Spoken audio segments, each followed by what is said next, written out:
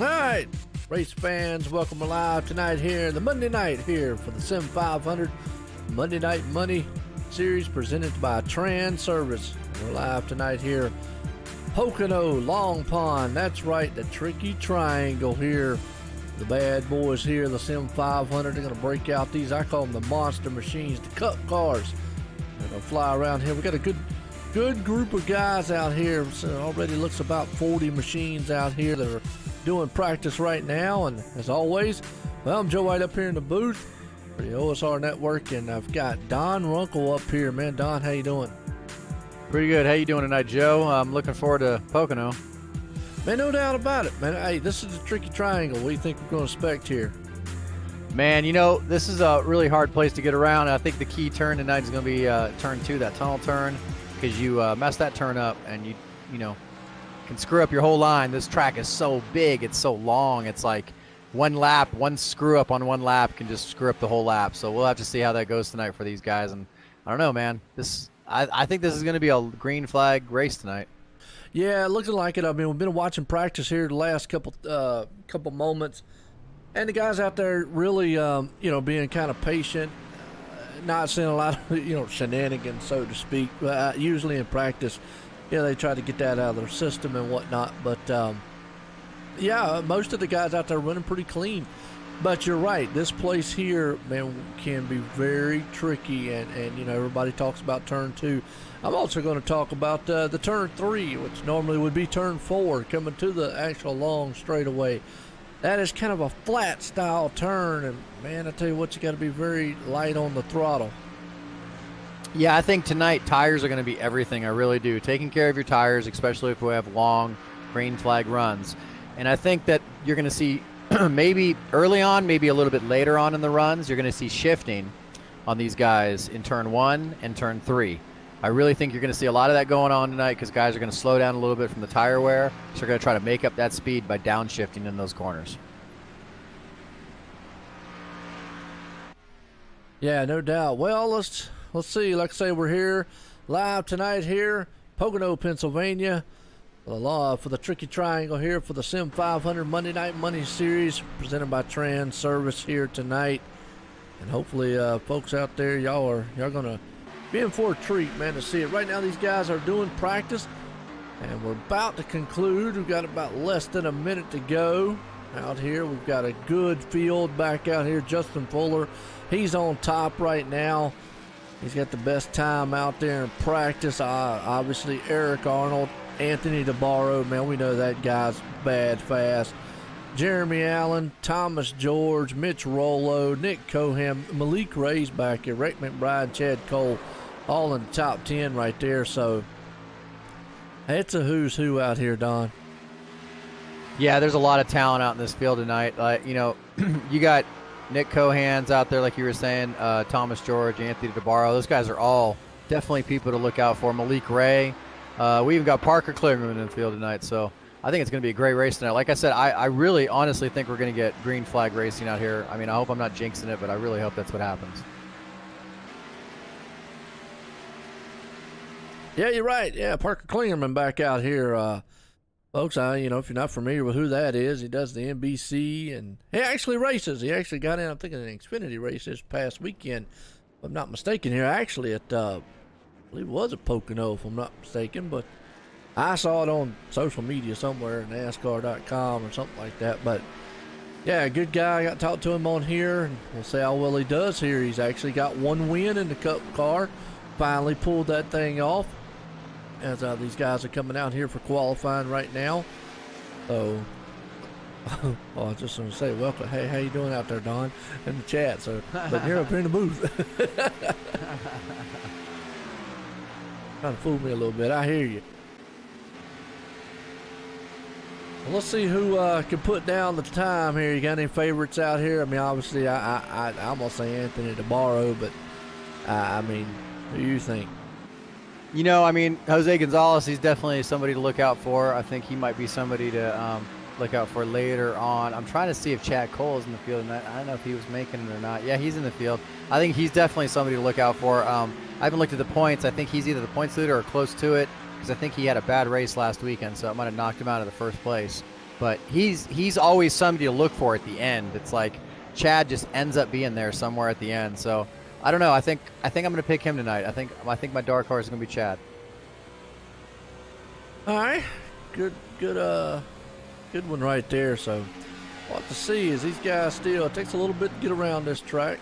Obviously, they got I think it's a couple laps. I think is what they get on this. Not like super speedway or whatnot, but definitely got a long time here for qualifying. There's 25 machines out there. Thomas George. See, I don't see anybody that's putting down a time quite yet, but somebody's already shouting out your name out in the chat there, Don. Uh-oh. Is that yeah, Jay? Jay? I don't know who that is. Wow. Hey. Hey, but you know what? It doesn't matter. Thanks for watching. We really appreciate it.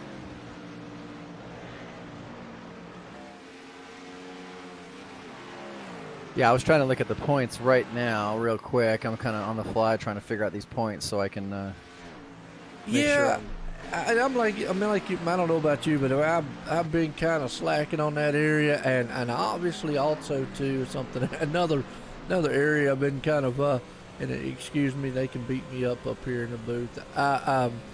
The bonus points for halfway, because there is a thing here. If you're leading halfway here, and a lot of times I've confused that with why guys stay out during a caution. And lo and behold, it's for those bonus points for the halfway. And I didn't know that. Well, I should have known that. I believe it's the top 10. I believe it's they award the top 10. I believe first place gets 10 points, second place 9 points, so on, all the way down to 10th place getting 1 point. I believe that works at the halfway point. And during the drivers' meeting, if the race is kind of an oddball lap, you know, or whatever, then they'll announce it in the drivers' meeting what lap is the halfway. Yeah, and you're right. It's all the information right there on the website. And I apologize to the league drivers. You know, I've been missing that here this season. Obviously, you know, we get closer to the chase time. You know, really going to get up on the points and stuff. Obviously, we do have kind of what you'd call a stage. So I'm trying to think of what I'm saying. Kind of stages that we break the season out in. And we've already had stage 1 kind of complete already, so we're actually heading into stage 2 and so forth. But yeah, we kind of break the season up a little bit, that's why sometimes we wonder why a guy stays out under caution, or if a caution flies near the halfway. Well, that's why. It's because they're staying out there to get those old valuable bonus points.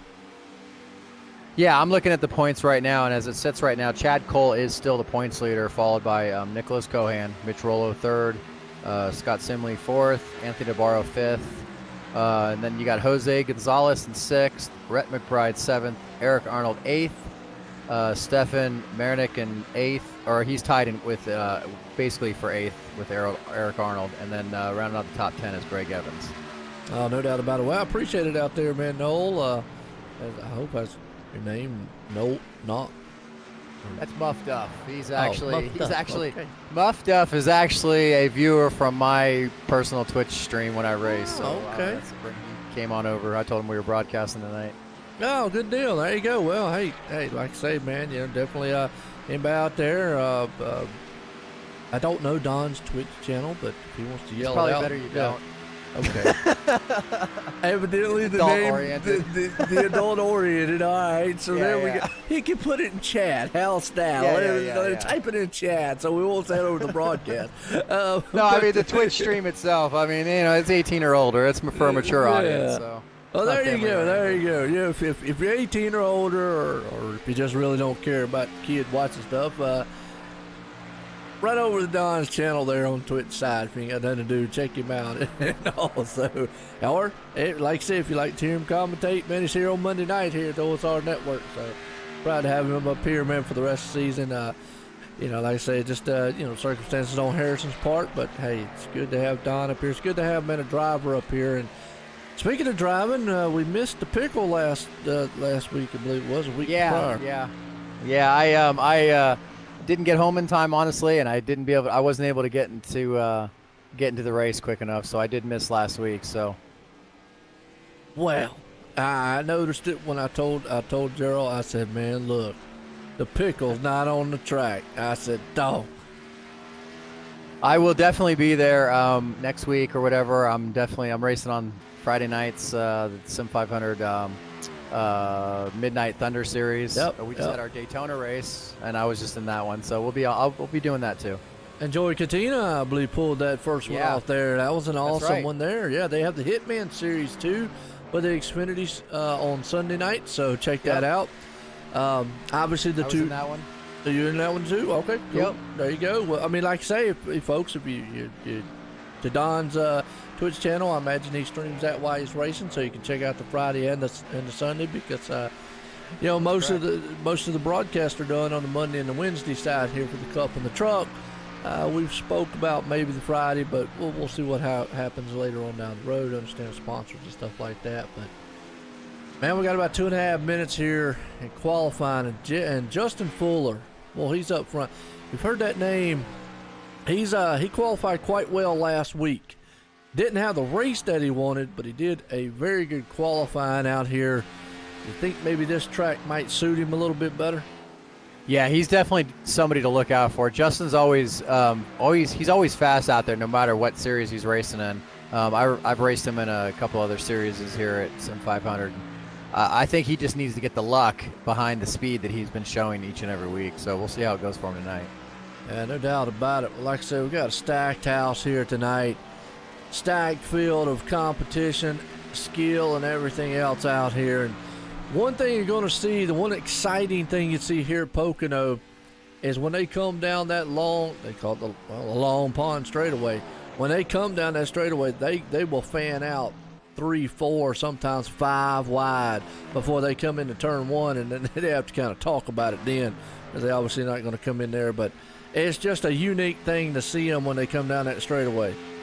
Yeah, you'll see them fan out because the long pond straightaway, I believe it's the longest straightaway that we go to on the NASCAR circuit in the schedule. And like you said, they'll fan out just 5 abreast, and they'll all try to barrel into turn 1, getting all that momentum. There's a draft, obviously, with that long straightaway. And that's where going to be a lot of action is going to be happening on these restarts. So we're going to have to see how that works out for these guys. Yeah, no doubt. So Definitely going to be interesting here. Scott Stencil out there. That's another NASCAR name. Drives in the Truck Series. So check him out, guys. He's out here making his qualifying time. So the one thing I do love about this league, and just to give a little history for maybe the new people out there, the Sim500. This league here has a lot of people that are associated with NASCAR in general. Obviously Parker Klingerman, Scott Stencil, we know that, but you've got guys like Brian Boris Cook, Brian Wortman, Joey Katina in there too. There's several other ones out there I probably are just missing, but those are the ones off the top of my head. Guys that are actually worked, drove, or they're in association with NASCAR as of right now, some form or some affiliate or whatnot. So I've never seen, let me make sure I say this right so I don't offend nobody, but I have never seen another league to have so much collaboration with the actual NASCAR that it has here excuse me, at the Sim500. Well, even during the off season, we had the Joe Gibbs, I believe it was the winter off season series. I can't remember exactly what it was called. We had Demi Hamlin join us with that one, and Parker Kligerman joined us with that one, and Ryan Pierce. So a lot of different drivers joined us in that series too. So that was really fun because gave them a chance to drive in some form of racing in the off season, along with some of us average Joes. Yeah, no doubt. Well, qualifying is over with. Let's grid these things up here as Justin Fuller puts it on pole here tonight. Anthony Navarro, and I tell you what, the first thing I noticed, because I've been the first time here to Pocono Broadcasting, I do love the new way that they set them up on pit road there. It's kind of cool. But starting third place, Eric Arnold. Fourth place man, Jeremy Allen. Starting in fifth, Nick Cohan. Malik Ray's up in the sixth place spot. Seventh place, starting grid is going to be there, Chad Coleman. Greg Evans in the eighth place. Ninth place man, Sean Bounty. And round out the top 10, E.J. O'Rourke. As we look through the rest of this field, like I said, there is no loss for talent out here. You've got enough of it, and you've got a lot of skilled drivers in this field here tonight. Yeah, like you were talking about Parker Kligerman earlier, I was looking up his stats. Yeah, currently he's 22nd in NASCAR Camping World Truck Series points. He's, driving part-time. And at the last race, Pocono, he actually finished 27th in the 96 Toyota at Pocono. So, we got a real NASCAR driver out here with us with these average guys.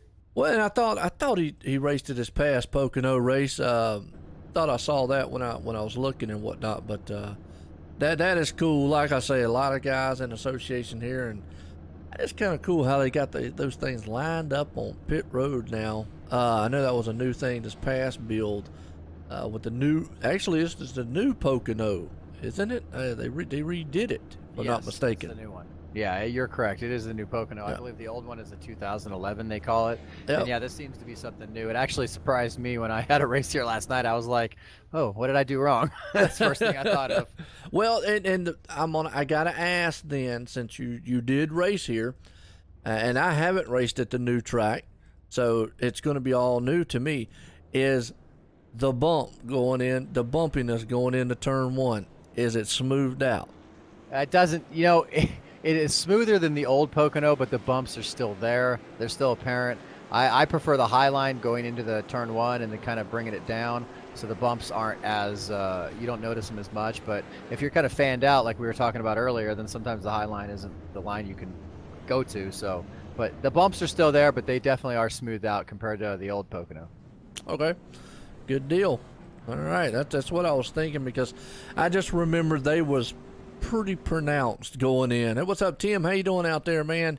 Welcome. I want to welcome everybody out here, because we're live here tonight, the OSR Network here on the YouTube and Twitch, and then obviously iRacing Live. I want to thank those guys for allowing us to bring us awesome league and bring us awesome guys out here tonight as we're getting set here to go green flag racing, Pocono style here, the Tricky Triangle for the Sim500 Monday Night Money Series, presented by Transervice. And that man, Justin Fuller, he's out front with Anthony Navarro right there beside of him. Well, I tell you, it's going to be a good one here. I got a feeling, like you said, I think we're going to get some, hopefully to get these guys calmed down, we're going to get some good green flag runs in here. Yeah, I think it's all going to be about these restarts. You're going to have to see how these guys fan out on the restarts, how much give and take there is going into turn one. And once these guys get through turn one and they kind of fan out a little bit, I think they'll calm down and we'll get some green flag racing in. So, no doubt about it. This pace car's pulling them out of that turn three. He's going to duck off on pit road and let these guys go to work here tonight. Like we said, the man out front, he wastes no time dropping a hammer. Green flag. We're racing at Pocono. Justin Fuller gets a full dose. He's out front. He could probably jump out there and not have to worry about it. The battle's on for second place as they head into turn one. Yeah, clean air is going to be a big deal here, too. He's going to love it. If he's out front and he's got that clean air with all that, you not having to deal with traffic or anything like that, then he'll be loving that.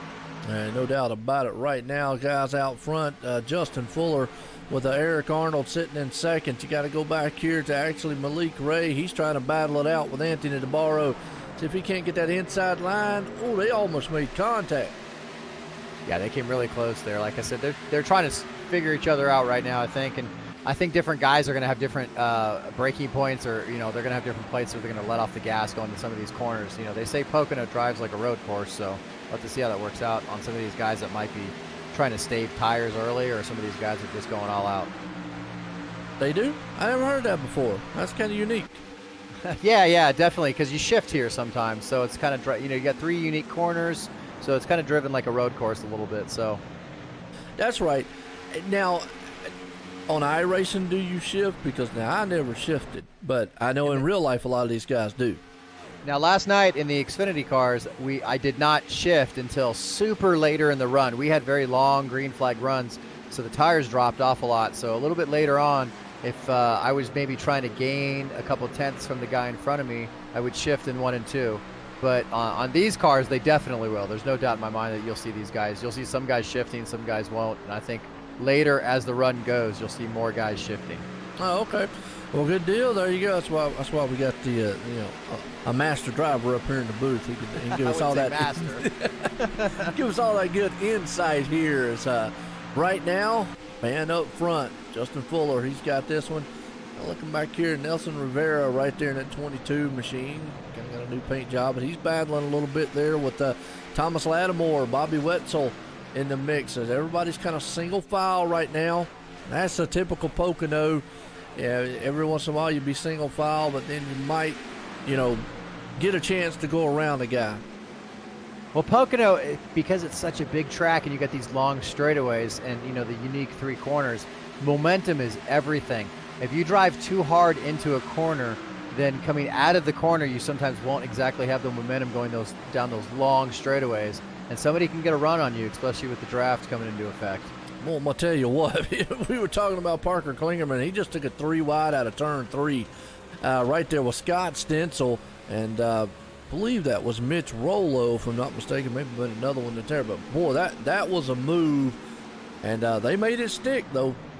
It's getting dicey back there, definitely. You got Chad Cole there in the mix, and Steve Gottschalk's right there, Nerf himself. And, yeah, we'll have to see. These guys are getting real racy back here for 20th, 21st, and 22nd. Well, they don't want to lose those front guys, and I don't blame them. Don't want to get too far behind. Like you said, you've got Steve Gottschalk back there, along with Mitch Rollo. Also, looks like we've got Glenn Campbell. He's running one of the Transervice primary sponsor cars out here. Mike Kelly's back there. Rich Thompson. I tell you, it's just the names back there. Wow, throughout this whole field. It's just a who's who out here. Yeah, it's a stacked field. I'm riding right now on board with Nick Cohan. I'm watching him dive underneath Anthony DeBarro going to turn 1, and he's actually shifting into turn 1. He's in third gear right now, and he's going to kick into fourth gear going out of turn 1, trying to get the momentum past Justin Fuller going into the tunnel turn. So there's already guys shifting in the race. I got you. I was curious to see which guys were shifting, so I wanted to ride on board with Nick Cohan, and he's definitely shifting in turn 1. We'll see. I don't know if he is in 3. Okay. All right, good deal. Well, I'll tell you what, Malik Ray already up front here. We go back up front. We got a battle for it looks like a battle for is that a battle for 4th place? Actually looks like Justin Fuller's falling back to 3rd. Eric Arnold. Yeah, you got a battle right there, those 3 cars. Yeah, it looks like Justin Fuller, Anthony DeBarro, Nick Cohan right there battling into turn 1, I believe. Yeah, no doubt about it. Well, and that's the feedback that I was looking for. Is obviously I did change up the overlay some, and wanted feedback from the viewers out there, just basically what they thought and all that. So, good deal. I like that. Yeah, we're always trying to improve this, the broadcast, and see what people want to see, or what they don't want to see, or whatever. Yeah, no doubt. I mean, and that's just one of them things. And some like it, some don't. But either way, look at Malik Ray. Well, he is trying to fight off a hard charging Eric Arnold right there, and again, oh no, yeah, I just saw that. Justin Fuller just barely missed the end of that pit road water barrier. Wow, let's go back here and see what happened. Actually, it was between the 55. Got a little piece of that, but I think it was actually between. Who was that behind him? Did the 55 just get loose? I'm trying to watch it right now. I know the 55. It looked like those 3 really battling for that position, and I think the 55 might have just got a little tick loose underneath him. Let me. I'm gonna go back on a different angle because I'm like you. I feel like I think the 55 machine there, Justin Fuller, actually got loose. We're watching here the replay here. I went back a little bit too far. Yeah, it looked like he got a little loose, and then the 02 just could not, Jeremy, he just couldn't get slowed down enough, and he lost it a little bit too. And then Justin almost hit, he gathered it up before he hit the end of that pit road wall. Yeah, and the 02, man, he had to check up, and unfortunately, when he checked up, just got tagged in the rear. That's just how things, man, happen here so fast. But what did I say here before? Turn 3. You've got to be very careful on that throttle. It's almost a flat style turn. Not much banking or anything, but man, if you don't, that thing will get very, very slick in a hurry. Yeah, the turn 3 is very tricky. Like I said, they call it the tricky triangle. Sometimes down low you can find some grip, but also I think longer in the run, the high side going into 3 is going to be the way to go. And it looked like Nick Cohan might have got a little bit of damage on the front end from that wreck, so we'll have to see how that affects him later on. His straightaway speed is a big deal here. Yeah, no doubt. Well, got Malik Ray coming in here in the pits. Everybody's coming down on pit road to service it. Let's see what the battle is on pit road right now. Justin Fuller pulls it in. Well, you got anybody you want to talk to here in the caution? I don't know. I didn't really think about that before the race. I should have did my homework. Well, we kind of longer cautions here. Battle on pit roads, the 31. Yeah, actually, showing 31 there. Justin Fuller gets the battle on pit road. Anthony DeBarro coming out second. So now we can about talking to somebody. We don't talk to somebody for a while. Let's see. All right. We could bring like Jonathan Lockhart up. You want to talk to Jonathan? Yeah, where's he at? Where's he at? He's down at HPS Motorsports. HPS. All right, there he is. Right there by Doug Roth. All right, I'll bring him up here. There we go. Bring him up here in the green room. So that way he kind of knows, hey, look, get his bearings straight and whatnot. Got that chicken pit car out there, the number 6 machine. So I'll bring him up. Well, where'd Don go? Oh, where'd you go, Don? I was just letting Jonathan know we were going to interview him. Oh, yeah, that's why I always put him in that green room, kind of give him a little heads up. I brought him up before, and them boys be yapping up the cool breeze, so that way it kind of helps him out. So I'll bring him up here and let you get talking with him. Hey, Jonathan, how's that number 6 machine treating you tonight here at Pocono? Oh, she's all right. I didn't get many laps in practice, but yeah, she feels all right now.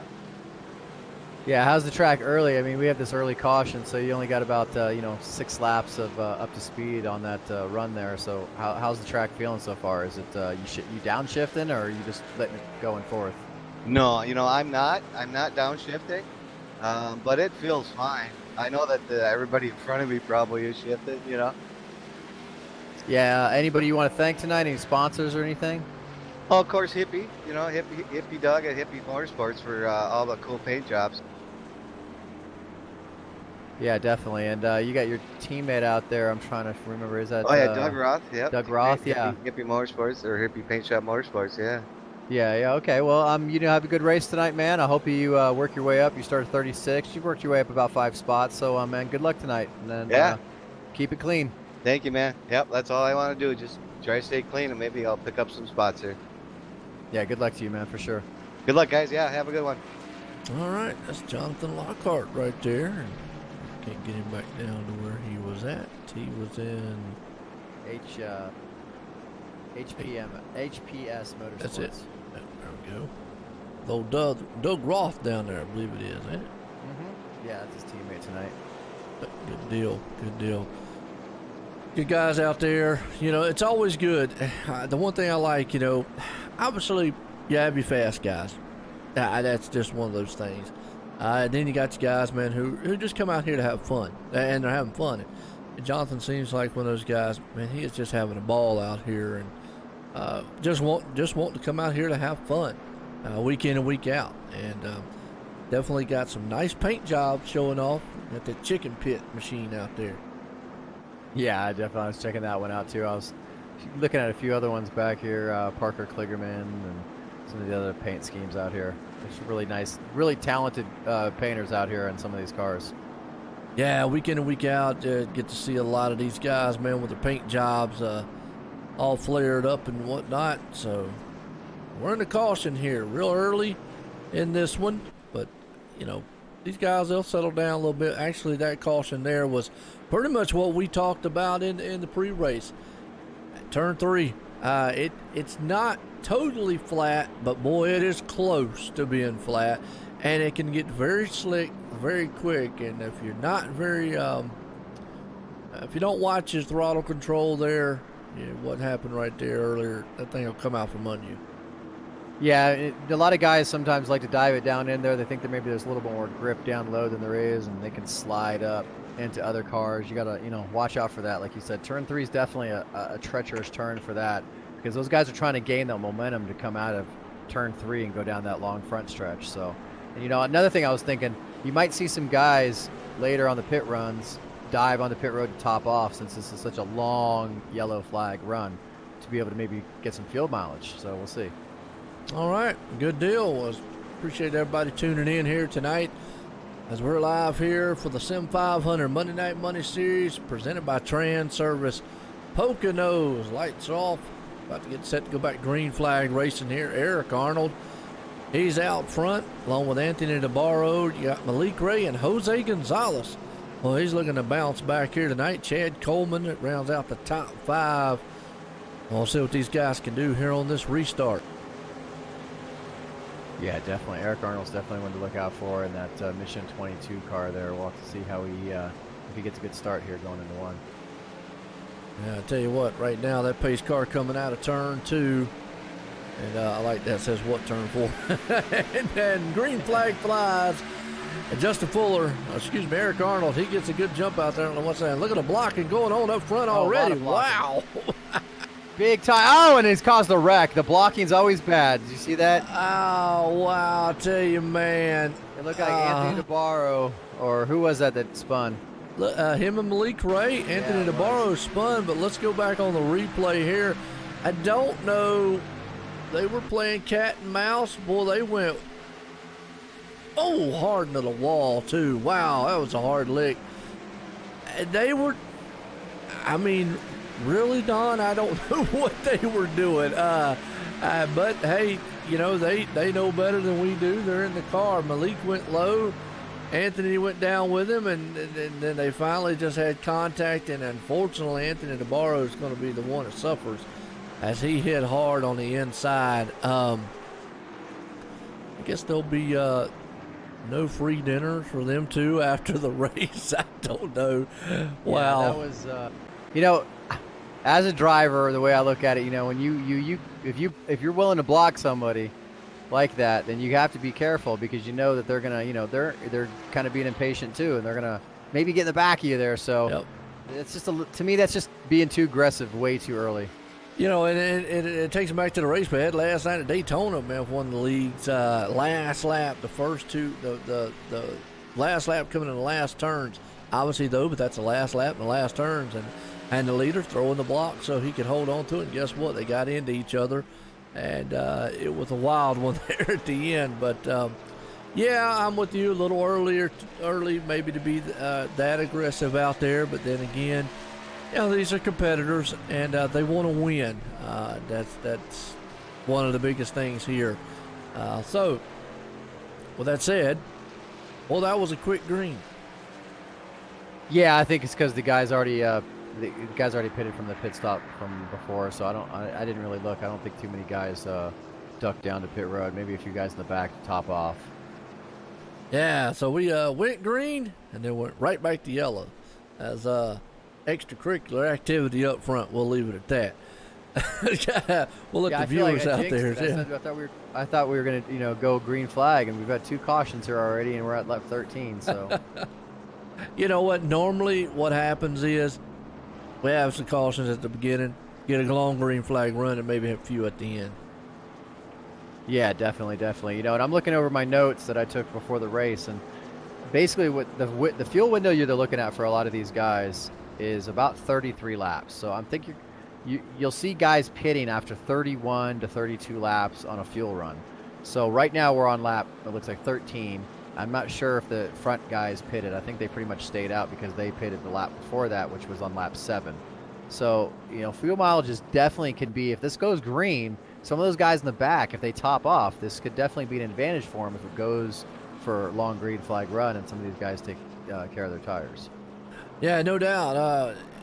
Everybody stayed out pretty much. Eric Arnold's up front, Malik Ray.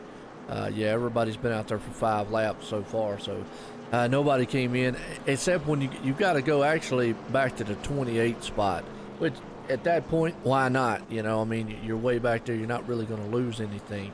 You might as well. Might as well at that point. But yeah, you're pretty much your whole top guys. They all stayed out. So that puts Eric Arnold, Malik Ray, Jose Gonzalez, Greg Evans, and Chad Coleman. And just to give a heads up, people out there that are familiar with leagues and that are familiar with iRacing, they're probably sitting wondering or probably shaking their head going, well, why is the one car still up there? I believe in the rules here. I don't think there is no EOL for causing cautions or anything, but there are penalties after the fact. So they deal with all that stuff almost like real NASCAR. So that's kind of cool here. Another unique thing here at the Sim500 that they do. Yeah, the way it works actually is because it works across the same series. Basically, somebody has to claim a caution by typing in a C if they believe that they caused the wreck. Now, sometimes guys don't think they caused the wreck. So therefore, the admins, what they'll do is they'll type in the chat what lap it was. They'll ask over and over again if anybody wants to claim the caution. If nobody does, it will go for review after the race. If you are found to be at fault for a caution and you did not claim it, you will get 10 points taken off. So yeah. I've actually been a victim of that before, so not claiming a caution. So that's basically how it works. And I think after the first caution you cause, you get end of longest line. Second caution you cause, they ask you to park it. Yeah, I was thinking something along those lines. I've seen those guys talk about it. I know they have an appeal system just like the NASCAR too. If you feel like you're not there and you've got video proof of otherwise, and so forth, so on.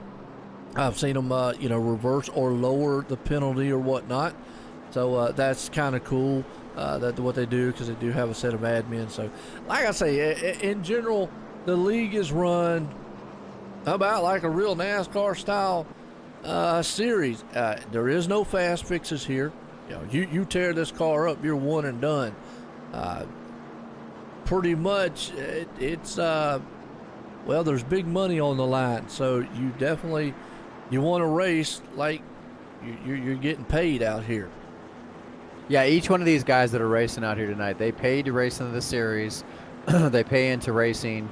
So they all take it seriously. A lot of these guys put a lot of money into their equipment, into their steering wheels, their setups, their cockpits. Some guys have 3 screens. Some guys have VR. So, a lot of guys, sometimes you got nickel and dime setups going on, and sometimes you got setups that guys have literally put hundreds of dollars into. So a lot of these guys take it very seriously. Yeah, that'd be me with a bumble machine. That's me too. I'm the same way.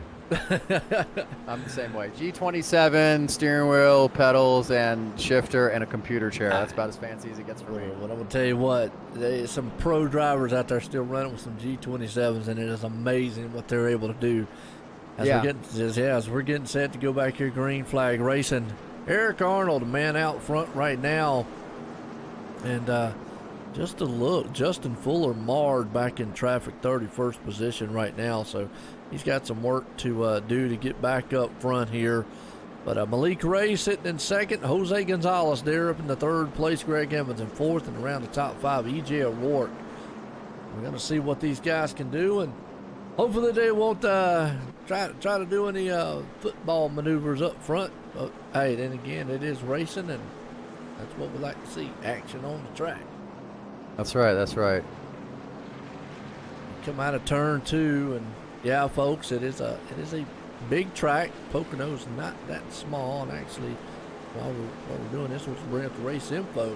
It is a 2.5 mile track at Pocono, and I'm showing 78 degrees and 104.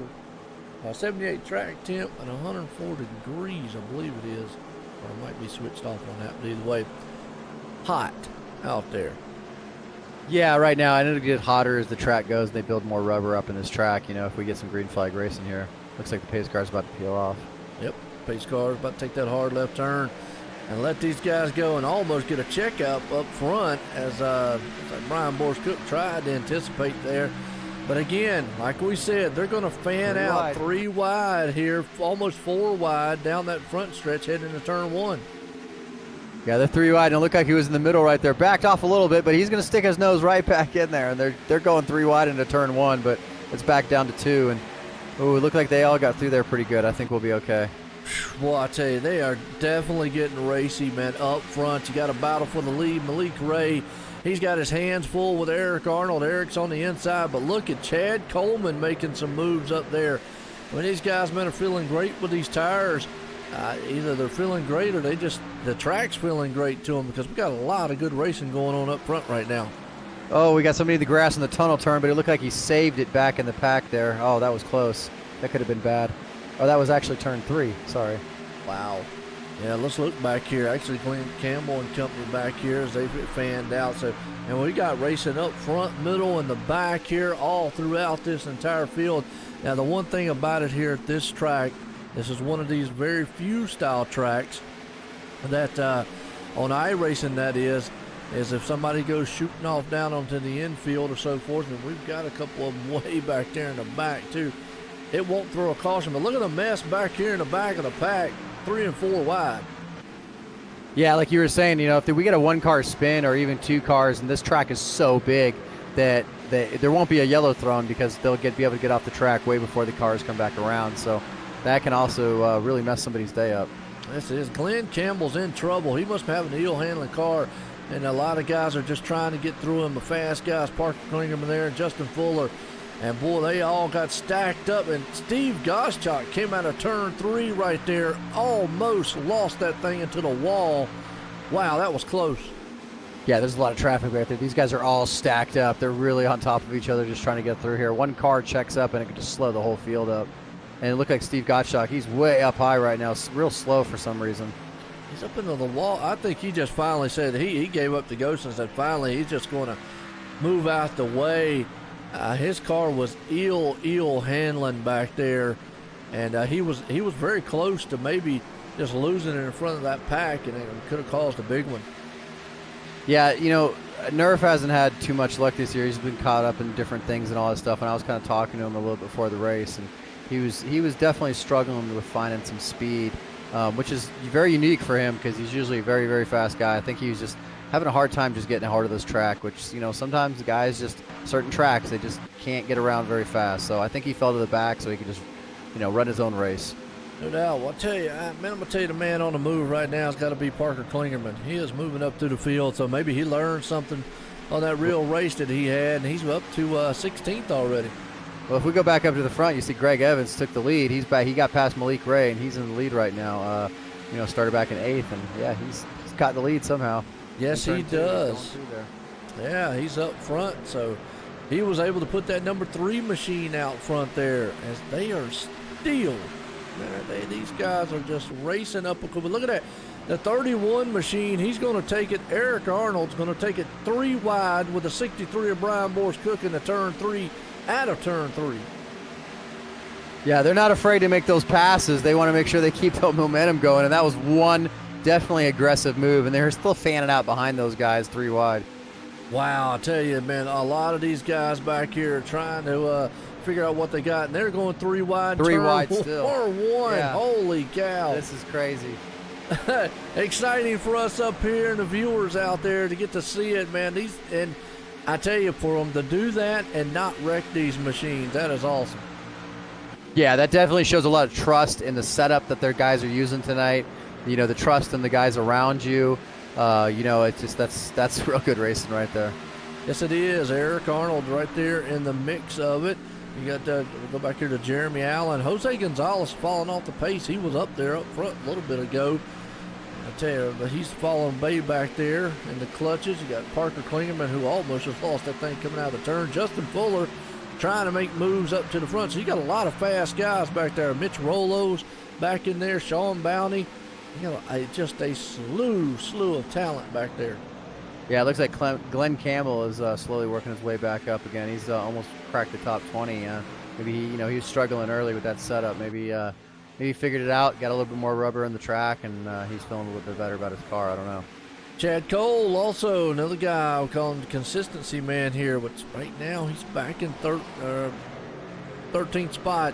He's back there in the mix of those machines, and they're all side by side with the 02 there, Jeremy Allen. They got single file for the moment. Like I said, Jose Gonzalez is there. You also got Parker Klingerman up in the mix. Mike Kelly. Man, that's just still a good battle rumble going on back here in the back. Yeah, it looks like Thomas George right now is looking like he's about to duck underneath Chad Coleman for 3rd place. He's making his way up there.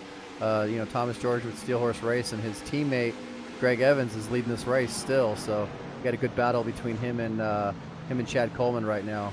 Yeah, we're just watching this battle going on back here for about the 10th on back spot, folks, because up front they're pretty much single file.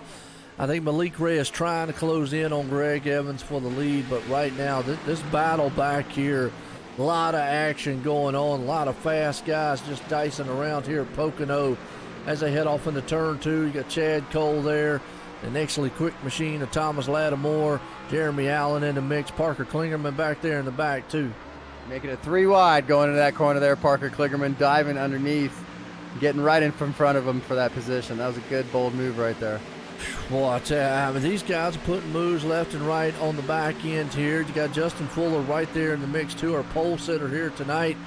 He's falling back in the clutches. Right in front of them, though, Eric Arnold. They going 3 wide into turn 1. Yeah, they're just definitely discussing that position right there with Corbin Himstreak and Doug Roth. We talked to his teammate earlier, and yeah, they're definitely battling up there for 7th, 8th, and 9th. Well, they're going 3 wide into the corner, trying to again. Well, my question to you, Don, here is it a smart move to race this hard and contact there? Contact right there. Man. And I'm going to tell you what happened on that deal. Let me find the guy because he's falling on my thing so fast. But that was actually Jeremy Allen. And then afterwards, Steve Goschalk actually gets involved in that. But Jeremy Allen lost it coming out, and Brian Boris Cook lost it, and they just made contact. Really wasn't either one of their faults. The problem is Jeremy Allen sitting in the middle of the track. And then when he backs up, Steve Goschalk has to hit the brakes. The 21 machine there, Ed Burrell, nowhere to go. But that right there was a product of Jeremy coming out of the turn. He got extremely loose there, Don.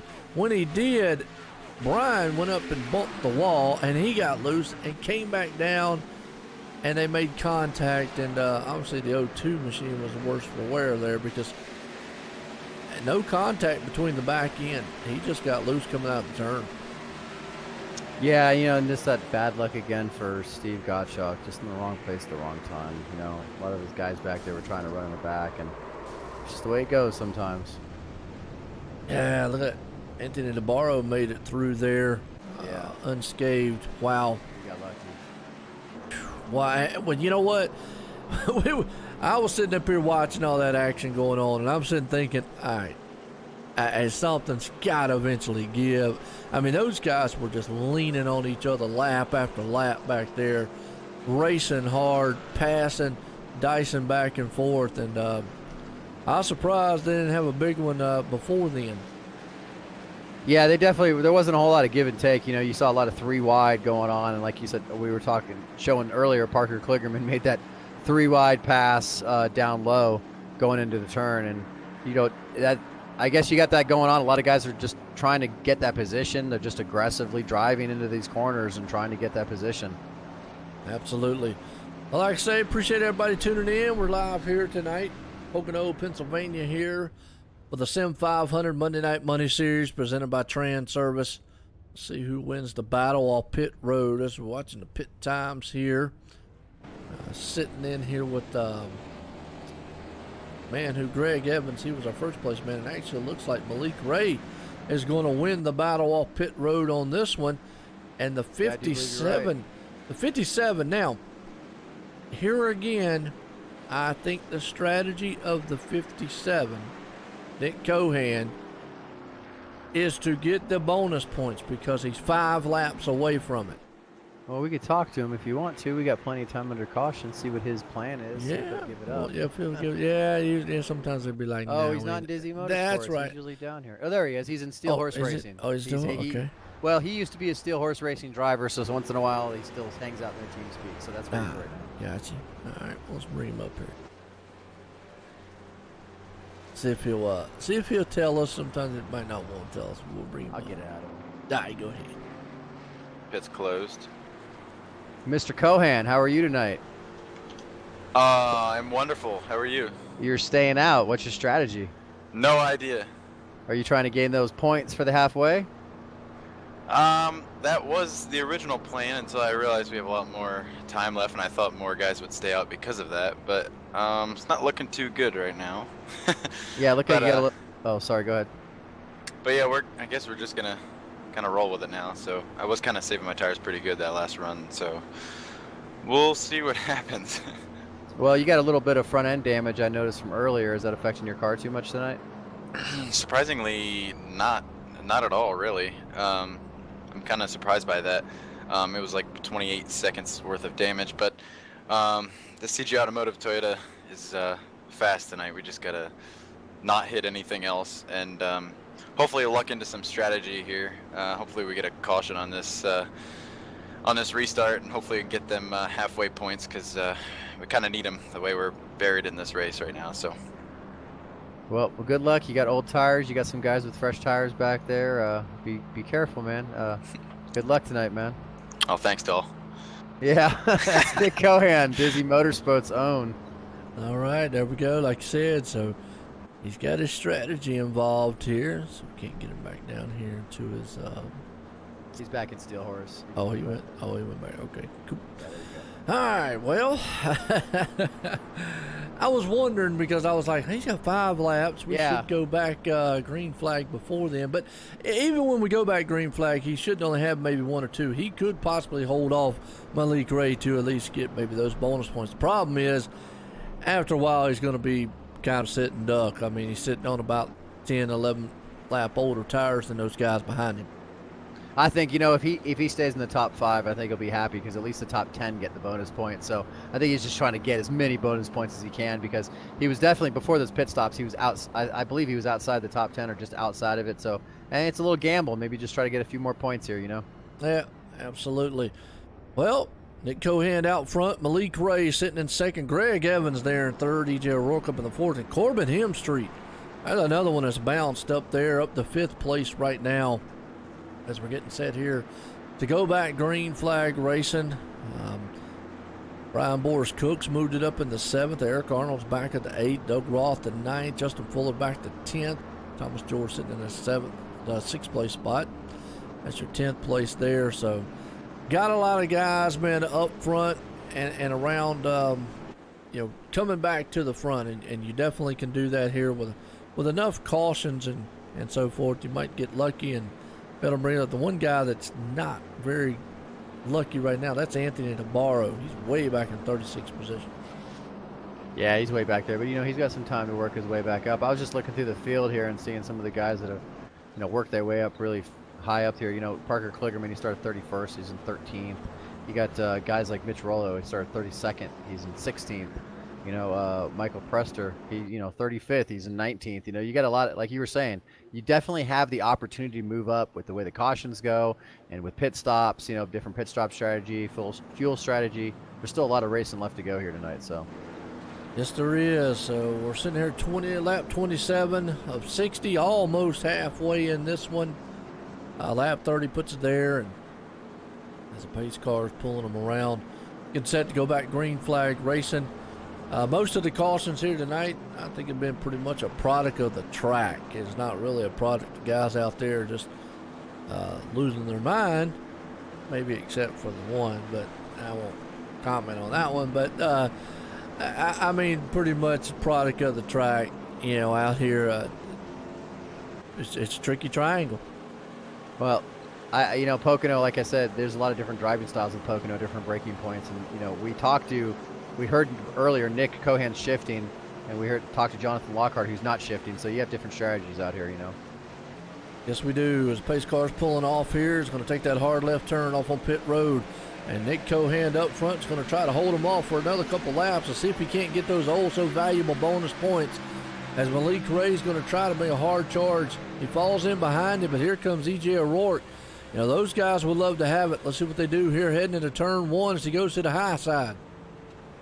Yeah, Nick Cohan, he's got just a couple lap older tires, and it looks like Malik's going to take him on the high side. I don't know if E.J. O'Rourke's going to get that run up there, but it looks like he might. I think Nick Cohan's just going to try to hold on for as many spots as he can for that halfway. Yes, it is. Right now, battle's on for the lead up here as Malik Ray is trying to run down. Actually, he takes over that top spot. E.J. O'Rourke goes right behind him.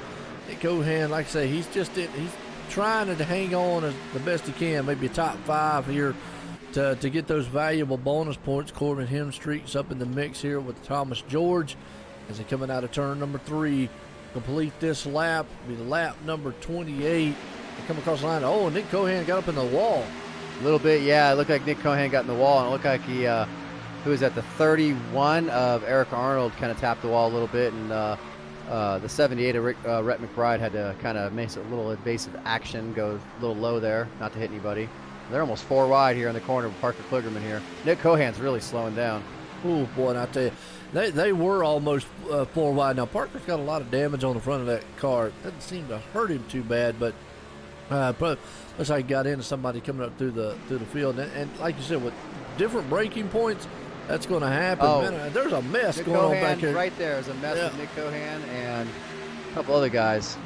Like the 12 car, maybe the 99. Glenn Campbell might have been in it. Yep, Glenn Campbell involved in it. Wow. Scott Simley. Well, Chad Cole, when I was watching back there, Chad Cole dove that thing into the turn. And when he dove it into the turn, guess who was there? Nick Cohan. And he just barely got into the back of it. Let's watch it one more time from a different angle here. Chad Cole dove it in there 3 wide. And Nick Cohan, nowhere to go. Wrong place, wrong time. Nothing that Chad Cole would have done, intentionally there or anything. Just when he dove it in 3 wide, Nick Cohan was just right there in the way, and unfortunately, wham. Yeah, like you were saying, I'm watching it again. Like you were saying, Chad. They were all just battling for position. And then Chad Coleman stuck his nose under Chad Cole, and they were just all battling for the same real estate. He barely touched Nick, and unfortunately, Nick was a little bit slower than a lot of those guys there because he had those older tires, so he kind of held some of those guys up. And that's what happens. I mean, and that's just a product of racing tires and everything else out here, whatnot. But hate to see the 2 actual title sponsor cars out here, the Transervice machines, getting involved in that one. Chad Cole and Glenn Campbell. Glenn Campbell really tore up. He took a hard lick to the inside there, but Malik Ray out front. E.J. O'Rourke sitting in second. Greg Evans there in third.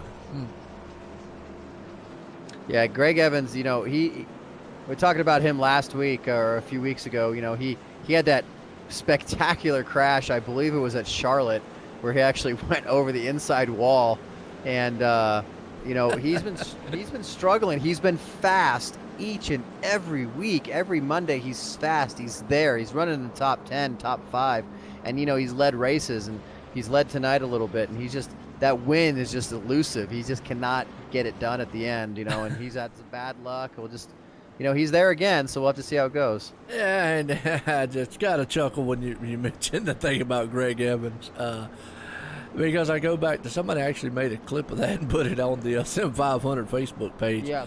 And I watched it, and it was just funny because good thing Greg Evans is okay. He made it through that wreck. And we want to report that a lot of the fans over there are okay too. Maybe some bumps and bruises, but hey, I said that he probably killed a few of them because, man, he flew off into the infield, and that was kind of wild. So. I think I think the only casualties were a few hamburgers and hot dogs, and maybe a couple ribs. But I think other than that, yeah, so it was a wild one there. I did do a dirt race one time, Don, and saw the car actually flip and go straight out of the over the fence and out of the racetrack. yeah, I've been seeing that a few times myself. Actually, I think I've done that a few times. Yeah. I like them when they get caught in the catch fence, and I just say, man, they're out there just hanging around. Yeah, definitely. I'm looking right now. Greg Evans, Thomas George, Rhett McBride. They're 3rd, 4th, and 5th Steel Horse guys right there. We'll see how those guys race around each other tonight. You know, teammates, but they also got to be aggressive. And then you got Doug Roth and Eric Arnold, who's been really fast tonight. Well, you know, as laps wind down, teammates, friendships, they go out the door. I mean, obviously you want that win. You know, you're not going to purposely wreck anyone, but you definitely want to try to get that win. And look at that, the 31, he's going to opt to come into pit. Eric Arnold, wow, that's unique. Well, he was up front. Actually, wow. If he pits now, and I mean, I don't think we're going to go green the rest of the way, but if he pits now, saves some fuel under yellow here, you know, he can make it the rest of the way. He doesn't have to pit anymore. Well, let me ask you a question. Since you're, you know, a driver here, would you do that? Well, where was he at? Where was he? He was in 3rd. He was up front. Yeah, he was up front. I don't know. That's the weird thing about that move is that he was up front and he gave up all that track position, which is probably, you know, it's going to put him in the back now in the mess. So yeah, we're 30. We still got 36, 35 machines. Yeah.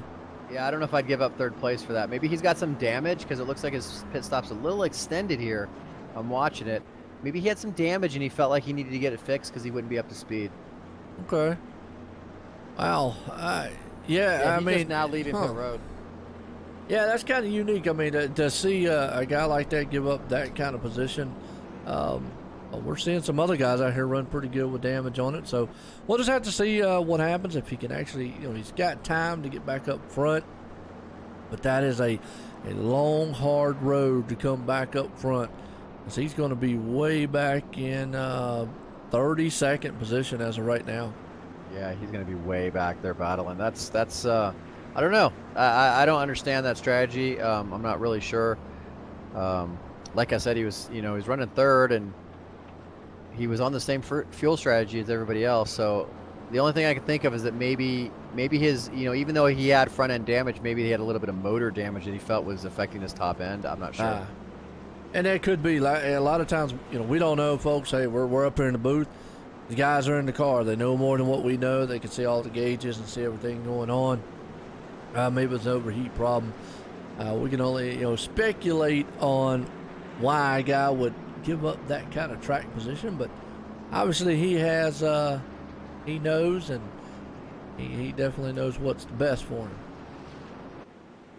Yeah, I mean, he's the man behind the wheel making the calls, so we'll have to see how it works out right now. You know, still got Malik Ray, EJ O'Rourke. I don't think we talked about him too much tonight.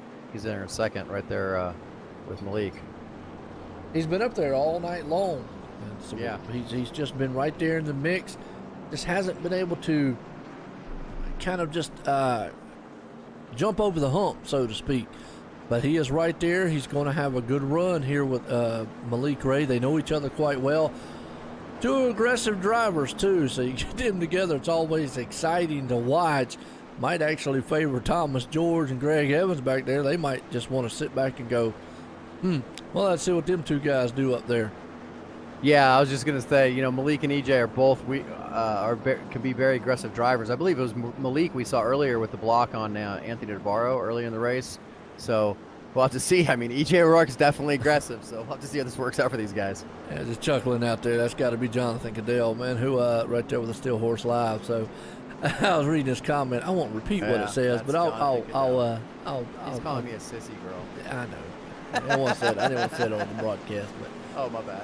I gotta be, you know, might have some kids or something. You got me. All right, well, here we go. Going back, green flag racing. We're past halfway in this one. When they cross the line, it'll be lap 34 of 60 here. That man out front, the number one machine there, Malik Ray. You got EJ O'Rourke beside of him, Greg Evans. Pace car's pulling off. It's going to take that hard left turn. It does. These guys are going to drop the hammer, and they're back on it again. Green flag here at Pocono.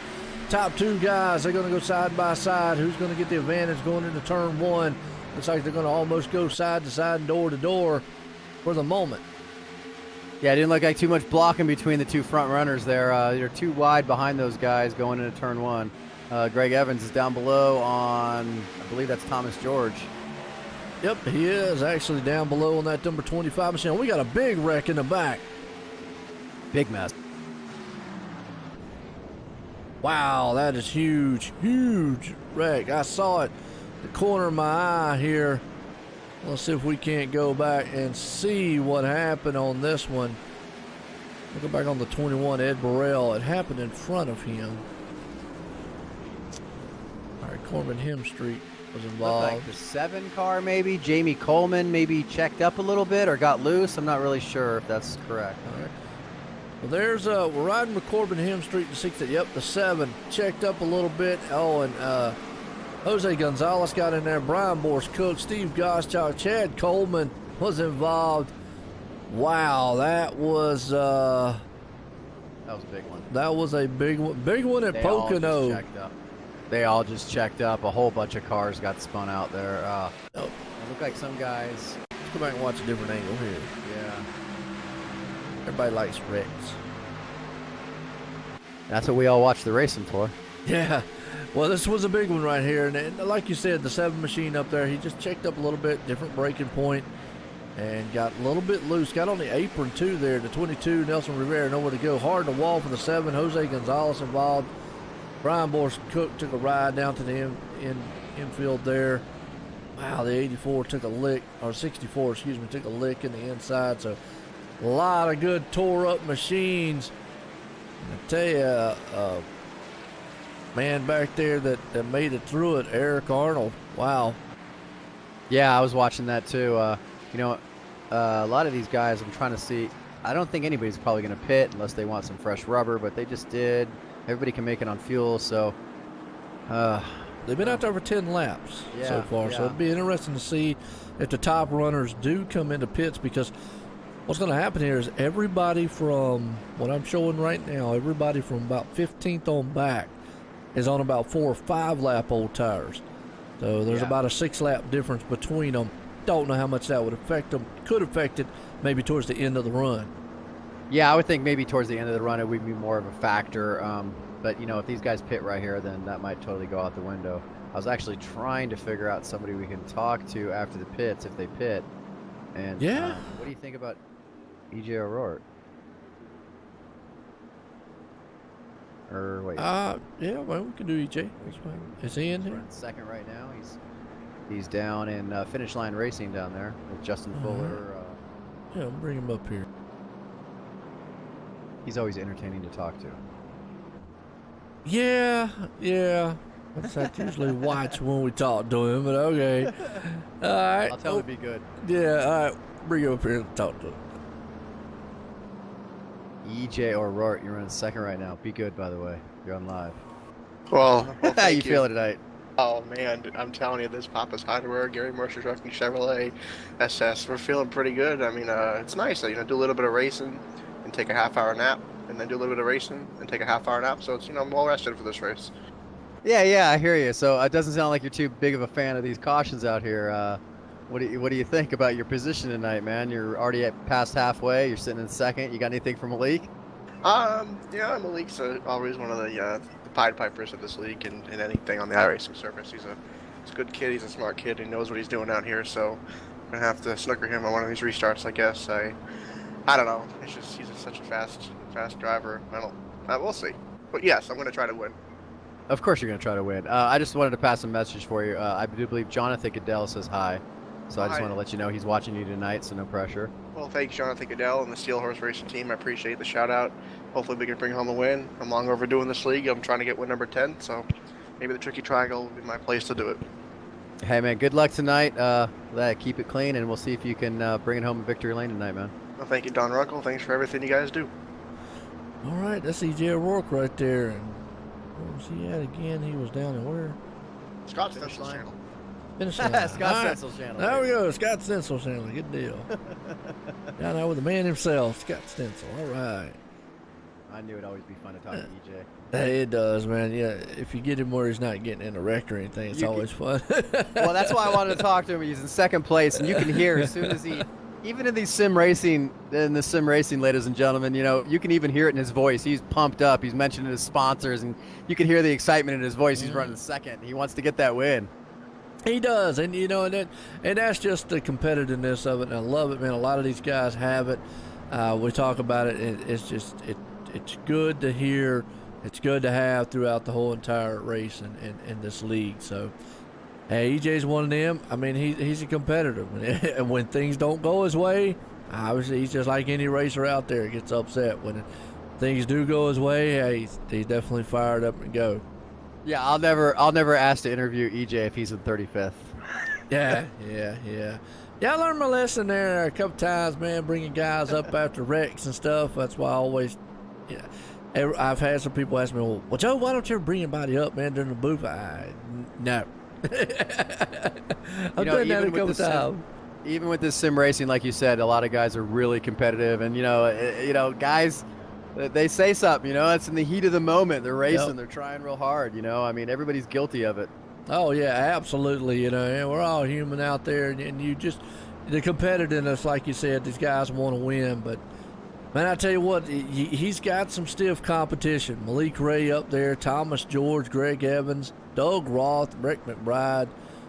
Now, a lot of the heavy hitters here tonight, and we've already got one car out, which is Steve Goschak already. He's going to call it a day. Several of them a lap down, but a lot of guys have had trouble here tonight that we wouldn't have thought would have had trouble. But a lot of the heavy guys out there who have, if you look back in the back of the field. Yeah, you look at our points leader, Chad Coleman. He's right now sitting back in 17th. He's had a few issues tonight. I'm trying to figure out Nick Cohan. He's in 19th. He's second place. So a lot of these guys are really having some bad luck tonight. Mitch Rollo, he's in third place. He's sitting pretty good in 7th. So, he's the only one that's having good luck right now in those top 3. He is. Like you said, the 7th place. Parker Klingerman's done moved it up into 8th. I tell you, keep your eye on him, that guy. He'll keep trucking, and next thing you know, he'll be up there. He's got one win this season already. But I just got a feeling it's going to take a long green flag. That's something we haven't seen, is a long green flag run.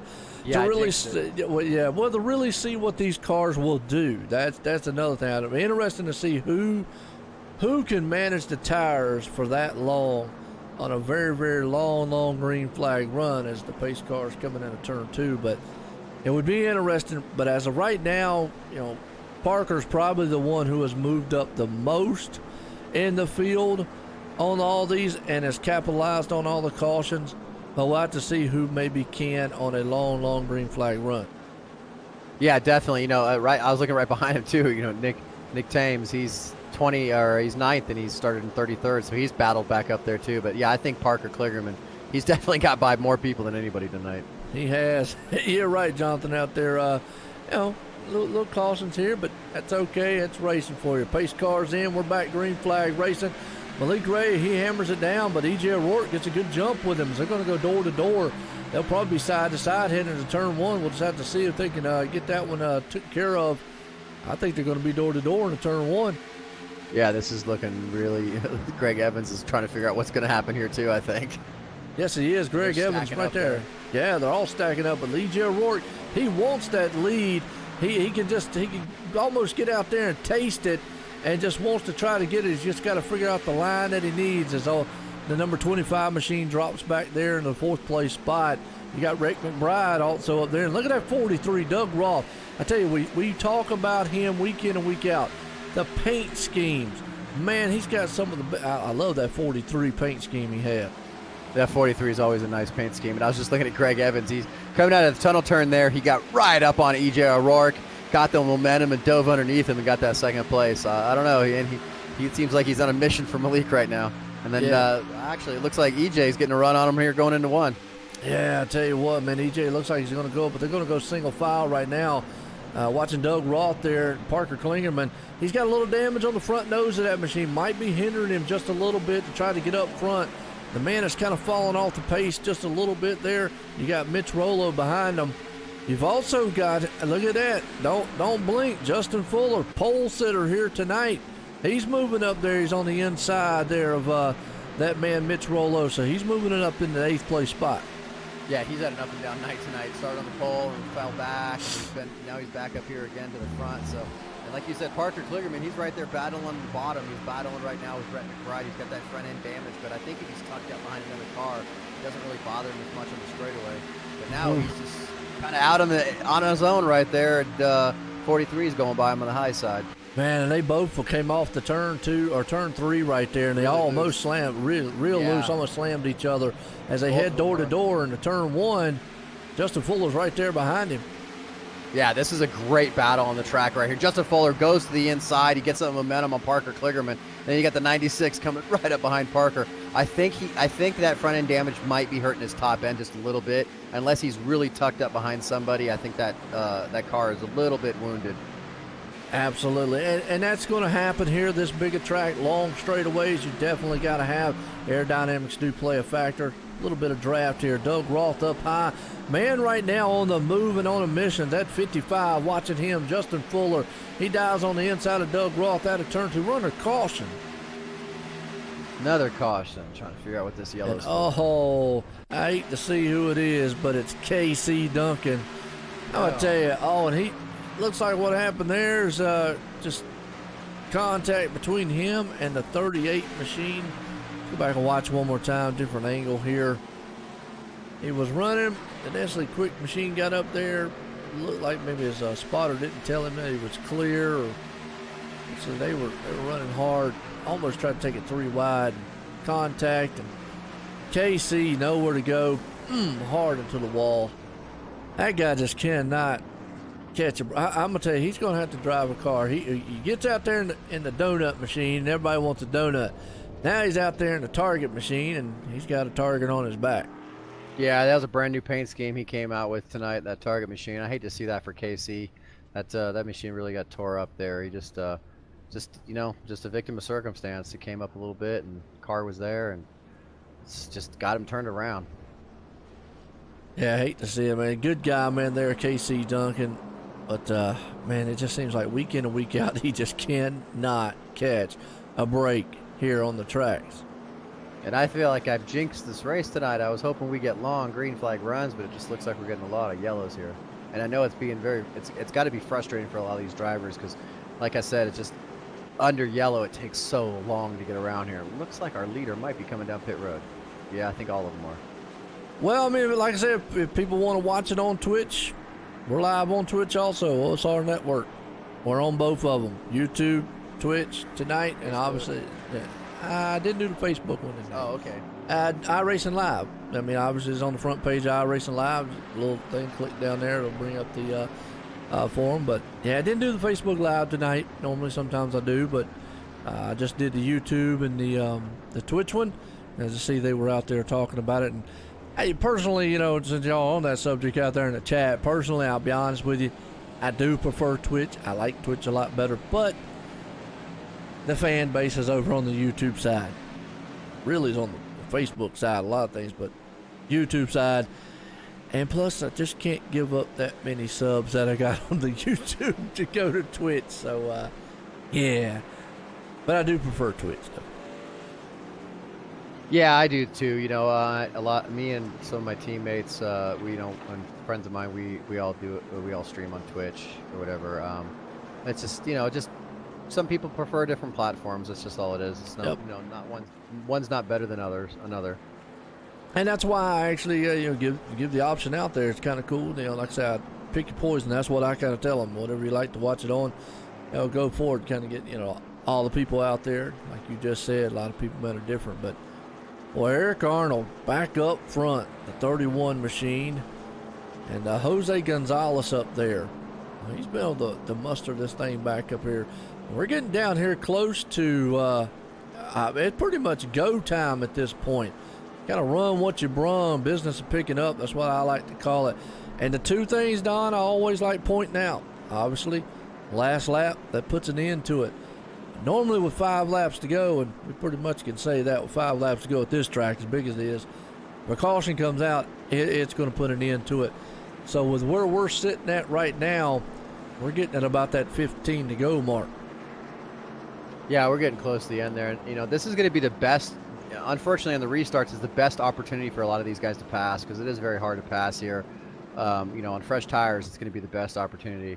And, you're going to see a lot of, I think, since it's the end of the race here, you're going to see a lot of guys maybe dive bombing into some of these corners in turn 1 like we've been talking about earlier. So unfortunately, all these yellows is just going to keep continuing making it aggressive driving because these guys aren't able to get the positions on the track. So they're just trying to get them every chance they get. And the restarts seem to be the time to do that. Yes, it is. And with a new set of guys up front here, Eric Arnold, Jose Gonzalez, Thomas Lattimore, you've got Greg Evans and Malik Ray right there in 4th and 5th. They have not been marred in traffic all night long. Be interesting to see here because they understand they're going to have to be a little bit more aggressive on what they're doing and take that thing to the front right now. Rick McBride up there. E.J. O'Rourke, he was the one on pit road, didn't get a stop. He actually overshot his pit, had to back up just a little bit there, and he's back in 9th, so he's got some work to do on this restart, and time is running out. And, yeah, I do appreciate the comment out there. We do strive to, even though it is a virtual world, we're trying to bring it to you as it is fun and exciting. Here's what I like to say. OSR Network, OnlineSimRacingNetwork.com, your home for fun and exciting sim racing. And we try to bring that realism to you, but we want it in a fun way, too. Yeah, that's right. Just trying to bring a fun, affordable way for some of these guys to race and everybody out there to be able to, even if you don't have the platform, even if you don't have iRacing, if you don't participate, if you're not a racer yourself, you can still have an opportunity to watch it and see what it's all about. Oh, absolutely.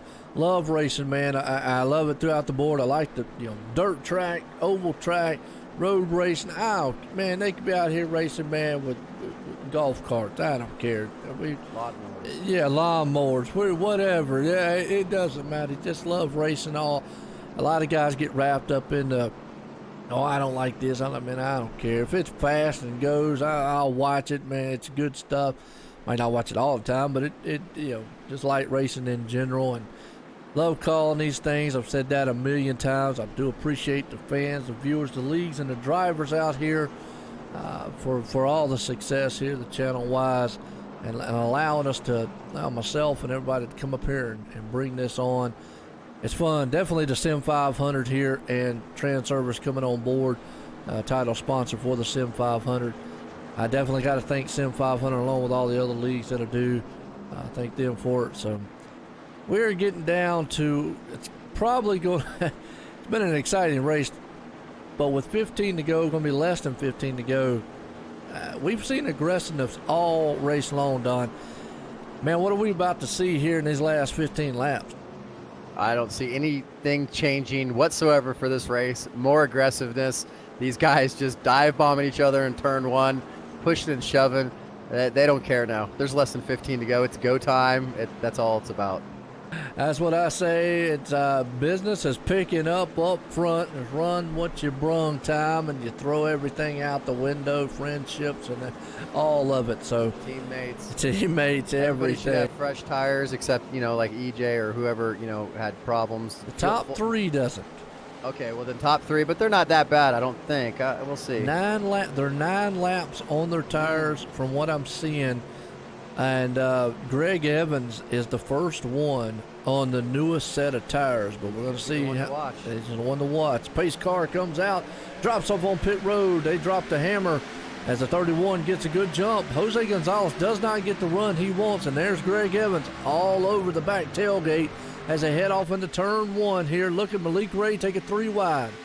Yeah, it looked like Jose maybe slept a little bit on that restart there, and it looks like Greg got up underneath him and was able to take advantage of that on the bad restart for him. Well, Malik Ray knows time's running out. It's not on his side right now. He needs to run that leader down. He's got the tires to do it, and he knows the leader out there has been out there for a little bit as he's closing in the gap on the third place man.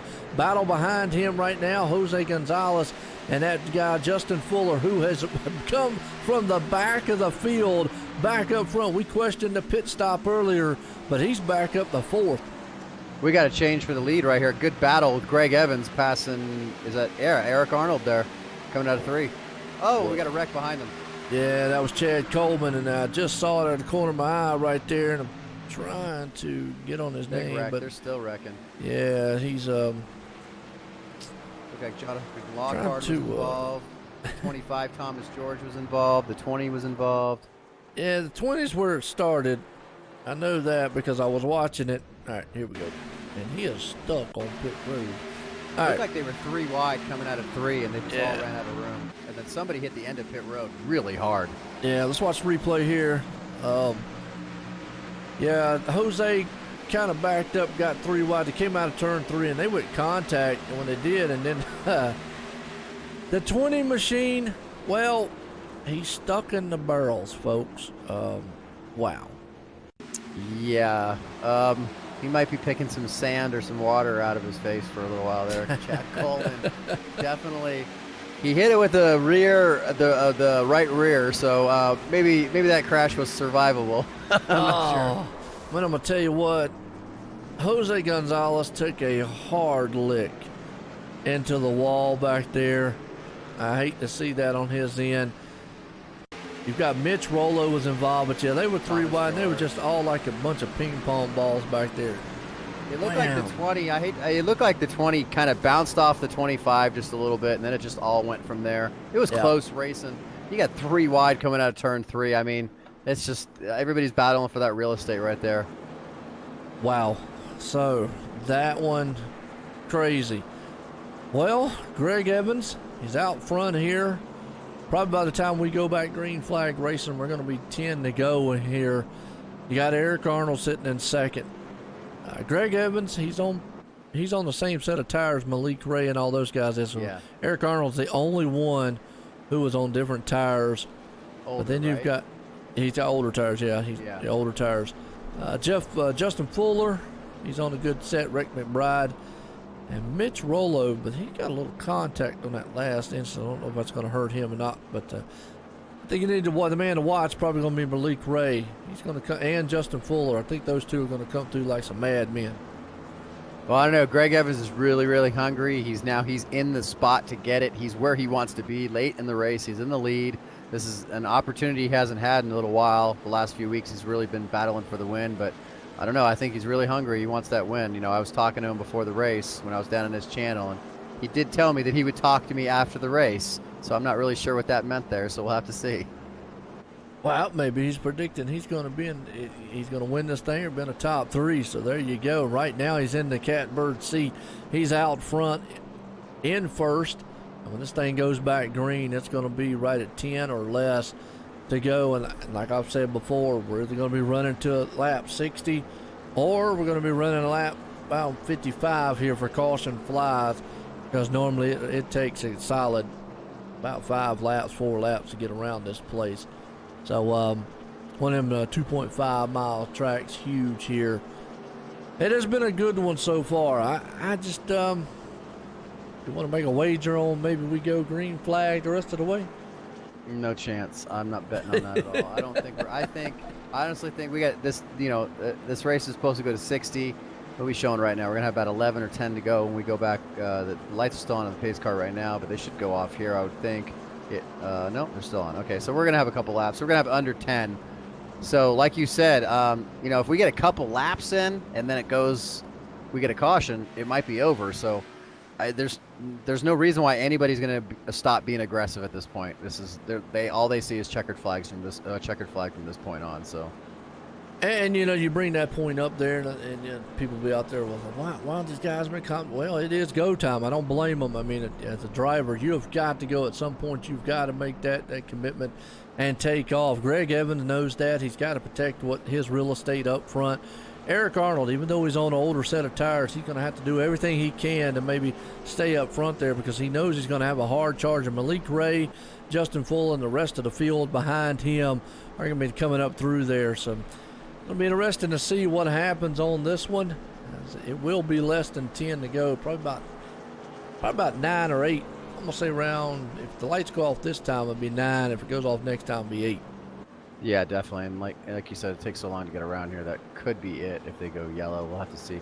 I mean, even here, if we get a quick yellow, they could get 1 to go. So, oh yeah. You know, and Greg Evans, he definitely has the advantage because he's on the same set of tires. His tires are not any older than anybody behind him. You know, that's going to be in position to pass him. So if he can time his, restart really good, he can get a good jump, get ahead of these guys going into turn 1. He doesn't have to worry about anybody next to him and have those guys behind him battle. Maybe there'd be another yellow that come out. I don't know. He's basically in the it's his race to lose right now. So it is. And you said it. You said it well right there. He's got the tires. He's got the position. He's going to have to go when he needs to go because he's got the lead, and the advantage goes to the leader there on the restarts. So everything is in his hands. For him to mess up basically. Obviously, caution after caution. Now, what he probably would not want to see is Malik Ray get around that second place guy and then a quick caution come out and we go back with the green-white checker. That's probably what he wouldn't, because then it's going to be like, wow, a really game.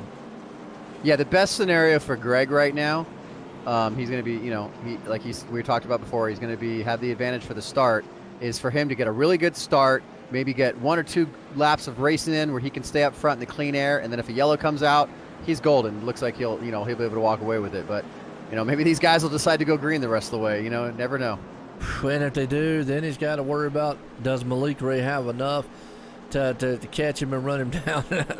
You still got Justin Fuller back there. He might be able to scratch one out. Rick McBride, Mitch Rollo. You never know. Some of these guys up here might be battling, and somebody can sneak in. And I was just talking about that. You're right. Justin Fuller, we're sitting there talking about Malik Ray and Greg Evans. Don't count out that 55. He came through that field there on that last restart and was doing quite well. So we're going to have 9 to go. Jonathan out there is crazy watching his chats. But, well, Jonathan, just since you're out there watching, who do you think your favorite is out here? What do you think is going to happen? It'll be interesting. His favorite is him, and he's not going to pick him because he's not racing tonight. Look, has to be done. I've known that guy for a long time. I could beat him up. I hear you. Watch him on Twitch all the time. Yeah. Pace car's in. Yeah, here we go. That's all right. Here we go. We're going to get it. Look at that. Oh, the big check up on the outside. Oh. That's not what we wanted to see. Big check up on the outside. Big wreck behind them. We might. I think we might be done. No, we're not done. No, we're not done. So? No, we're not done. No, you're right. 51. I'm thinking 55. You're right. Yeah, we got to go to 55. But, man, let's go back on the replay. We saw it live, what happened there. The three checked the field up big time on the restart. Don't know if he just missed a gear or something. But, man, he didn't go. And Justin Fuller got the bad end of the stick on that one. And E.J. O'Rourke, ouch. Yeah, I'm watching the replay right now. That one's got in the back of the 55. Parker Kligerman snuck through there, but yeah, that was just bad. Yeah, let's ride with E.J. O'Rourke right fast. I'm going to find him. Oh, I tell you, and we were just talking about Justin Fuller too, where he was and all. And wow. That's how important these restarts are. There could be a checkup in the front and accordions all the way back, or it just, I mean, that affected guys all the way back in the 20th and 30th spots, and it started near the front. You know what's bad? On the replay, if you watch E.J. O'Rourke, he actually did the right move. He turned hard left and avoided all the checkup cars in front of him. But Justin Fuller, when he got hit, came right down in front of him and nowhere to go. Wow, and Anthony Navarro gets destroyed in that one. But, man, E.J. O'Rourke had the move, had the right idea. Yeah, he did. And, man, just out of nowhere, here comes a 55 car, and just nothing he could do. He did everything right on that start. EJ just was in the wrong place at the wrong time. It's just, that's really unfortunate. Wow. Well, this one definitely mixes it up front. Now we got Greg Evan, Eric Arnold, Malik Ray, Parker Clayton. I'm telling you, that guy. He's fourth, actually. That guy just out of nowhere. And folks, hey, we got to give him the Hard Charger Award because he's come from 31st position up to 4th. Even if he finishes this thing in top 5, he's done a tremendous job here tonight. Parker Klinkerman, obviously, real NASCAR driver, and he's out here showing why he's a real NASCAR driver. Just got done running in the Pocono race, so he obviously knows a lot. Works with the guys over at the NBC and so forth, and good guy. I got to talk to him one time, so it's awesome to see him move from 31st up.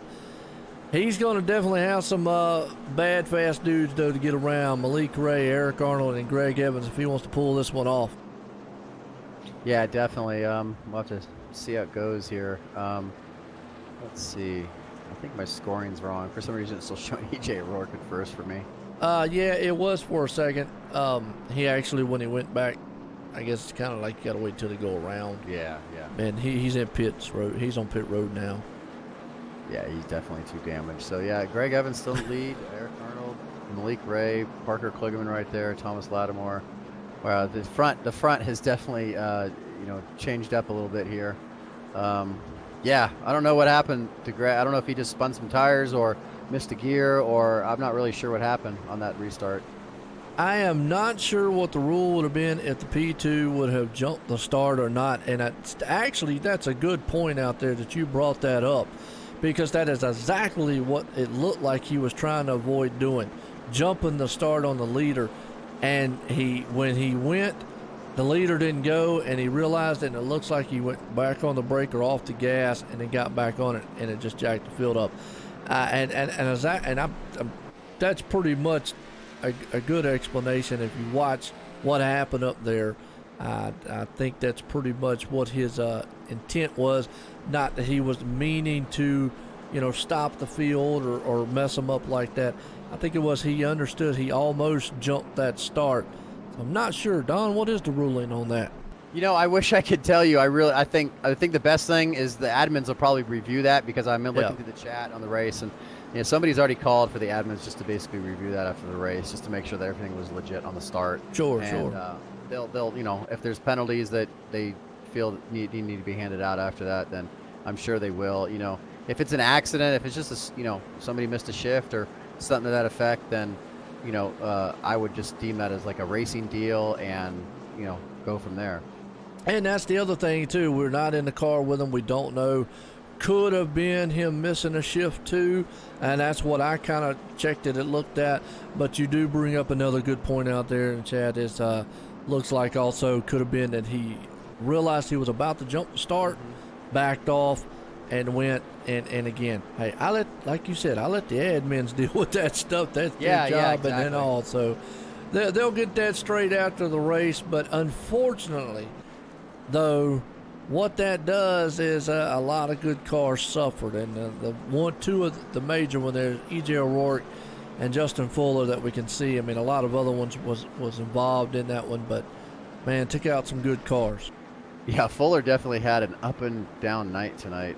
Didn't, obviously end good for him, but, he started up front, worked his way, or got involved in something early, was in the back, worked his way up front, and, now this. So it's just too bad for him. Surprised that you don't want to talk to EJ O'Rourke. Who said this? I'm just saying, I'm surprised you probably don't want to we talk already talked to him. Yeah, we kind of already talked to him. Yeah. Actually, I was kind of interested in Greg Evans to talk to him, but I really don't think that's a good idea. He might be a little upset from that start. So I don't know, EJ. We can. I mean, he's out of it now, so we can totally talk to him. Not after that one. He's a lap down at 26. Come on, that'll be great for the stream, for the broadcast. I bet it would. I can hear it now. Wow. And Jonathan Goodell's in the chat too, so he'll troll EJ the whole time. Folks, it's been very good, man. Streaming the Sim500 has been good being on iRacing, but we get done with that interview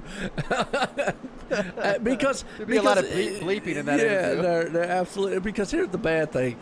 He did the right move. I mean, if you watch it, man, he had that thing calculated perfect. And then this next day out of the blue, and nothing you can do. It's just one of those deals. Wrong place, wrong time. Justin Fuller right there in front of him, and wham! Wow. Yeah. Justin Fuller might not be somebody we want to bring in here right now either.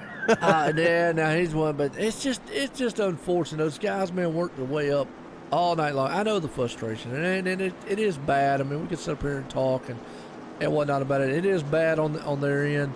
Those guys have been work out here all night long to get up front, and then just one little mishap. But you know what? That is racing. Anything at any given moment can happen.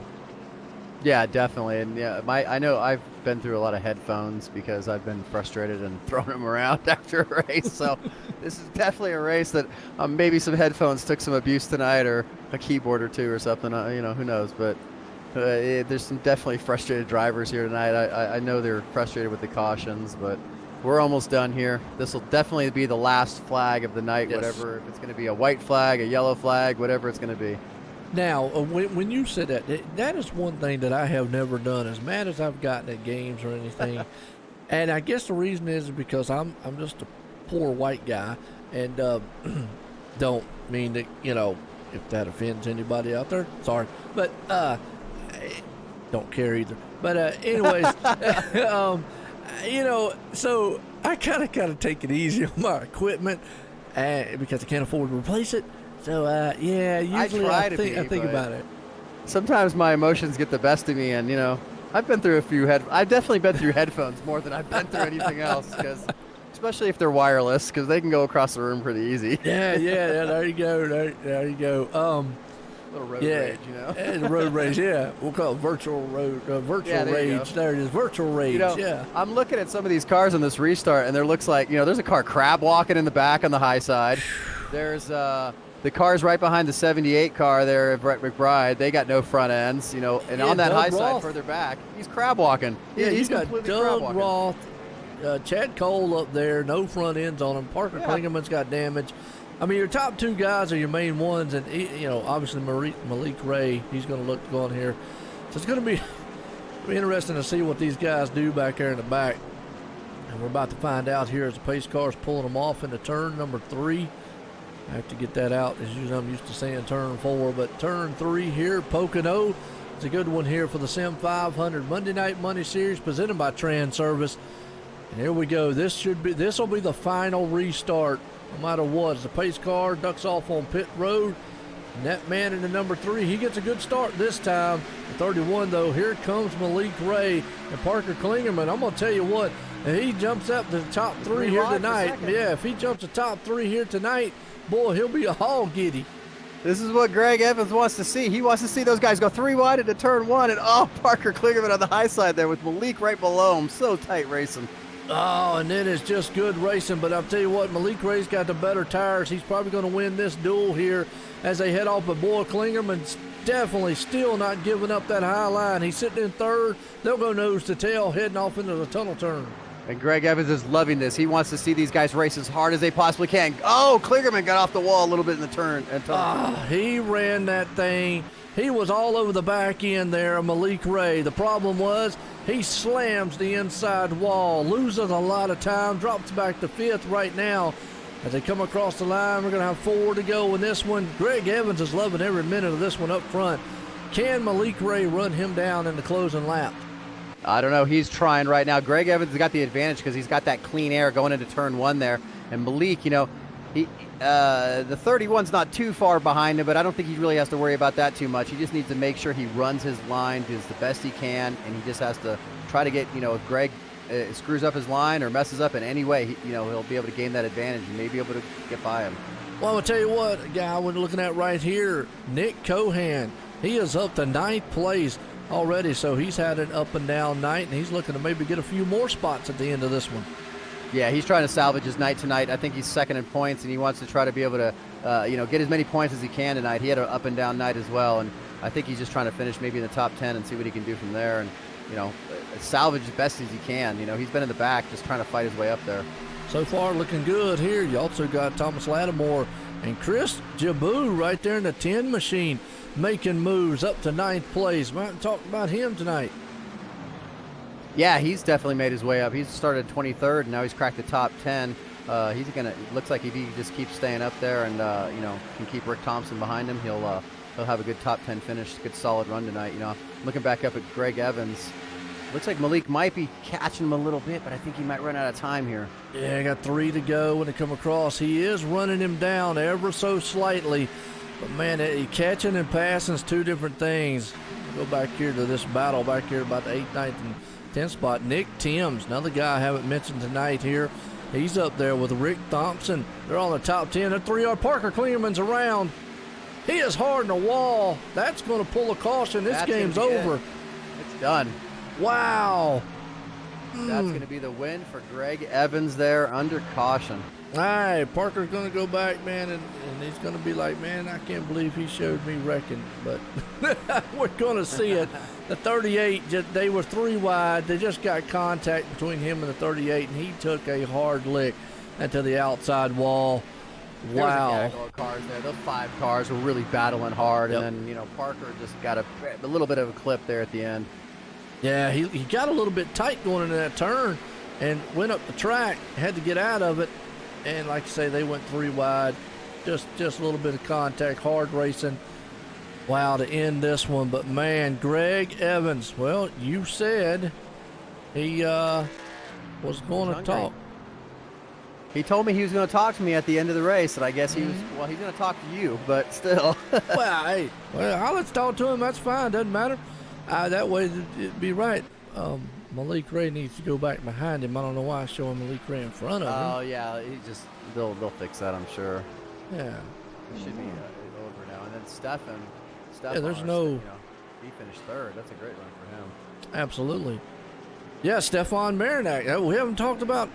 Not at all. Where'd he start at tonight? He started 29th, so actually they will give him the hard charger award. Wow, 29th all the way to 3rd. You know that guy's going to be ecstatic. I'm trying to figure out why. Yeah, he went back around him. Okay. Yeah, I was wondering that too. I was like, what in the world are they doing? Still showing Malik in the lead. He got across the line. Oh, okay. Mine does live timing. I think on the results it does it. I think it. Oh, I see it now. Yeah, it should. Yeah, should. So it's gonna have what? Looks like we're gonna have Greg, Malik, and Stefan Marinac. Absolutely. Wow. 29th place to 3rd. Yeah. That's one heck of a run. And Mike Kelly too. We didn't talk about him tonight. Yep. He started 27th and finished 5th. That's a great run for him. Nick Cohan, he's going to come out of here with a good points tonight. Rick Thompson, Chris Jaboo right there in 8th, and Nick Timms, Mr. 9 times, coming up in 10th place spot. So wow. Definitely good run. Chad Cole, he points leader coming into the night. He had an up and down night. He, usually Mr. Consistency, just got caught up in a wreck, finished 14th. Still kind of salvaged his night. He won't take too bad of a hit in the points, but Nick is catching him slowly with the points. Yeah. Well, wow, what a run. What a race. I love that. That was a good run. Good finish there to the end of this one. So, I hope he's gonna park right there, ain't he? We're gonna have to back him up, man, a few here. Boom. There we go. All right. We'll see if we can't find Stefan Marinak here. I'm looking for him myself. He's down there. Turn 1 Heroes down there, but Mike Kelly and Scott. Turn 1 Heroes. Right below Steel Horse. Stefan. Yep. You don't have his last name on there. And then we need Mike Kelly. No. Oh, Malik Ray. Excuse me. Yep, Malik's in here. And Greg Evans. Where's he at? He was Steel Horse. Steel Horse, that's right.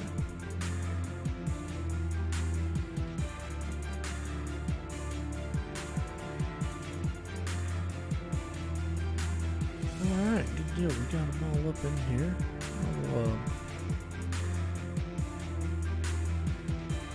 I'll bring up old Stefan. I got to talk in with Stefan. Let's take the top two. How's that? Okay, sounds good to me. Alright. Stefan Marinak, Joe White in the booth. Got a copy?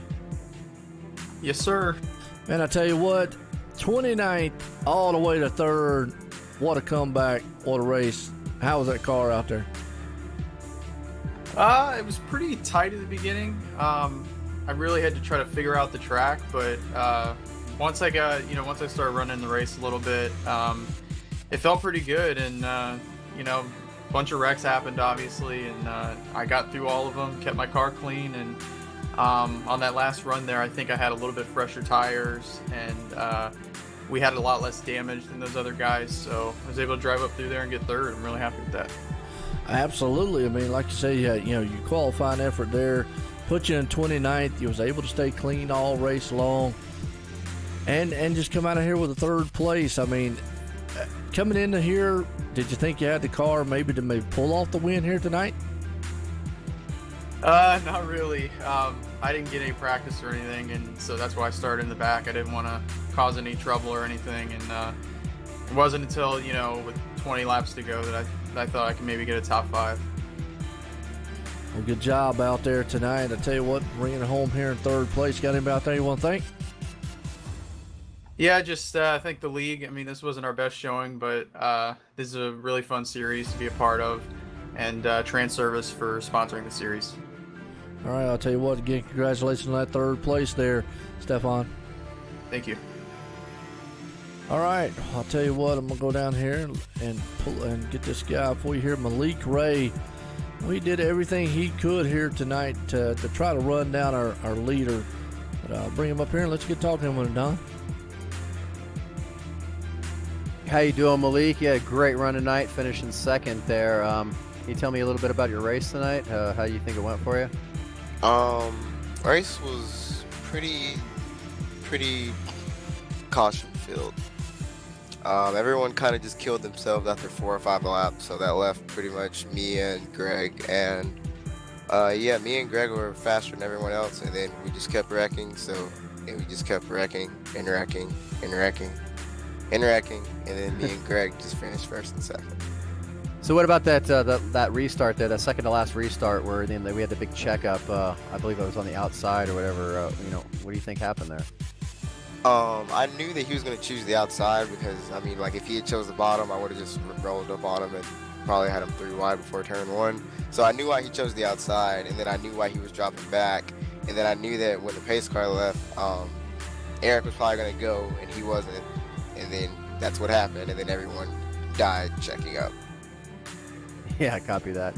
Do you have anybody you want to thank tonight, or any sponsors you want to mention? Greg for racing me clean. That was fun between me and him for most of the race. You guys for broadcasting, and the league, I guess that was really exciting. Yeah, definitely. And congratulations on that 2nd place finish, man. I know you were trying to get that win, but you still had a very good run tonight, man. Way to go. Thanks, man. Appreciate it. All right, that's your Ray. 2nd place man, Malik Ray, right there. So run down here. This guy here, boy, he did a great pit strategy. Was able to hold them off out front, and was at the right place at the right time. Greg Evans, and like you said before the race, you got to talk to him, and he said he was going to talk to you. So head off down to the victory lane, and here you go, Greg Evans. I know you've been trying for this win for a few weeks now, Greg. How's it feel to finally get into victory lane? I have to admit, it feels pretty freaking good, man. We've been making some progress all year long with the team and stuff, and to finally pull it off, we wasn't the fastest car, but we had the luck on our side tonight, and I don't care how you get it, but it feels great.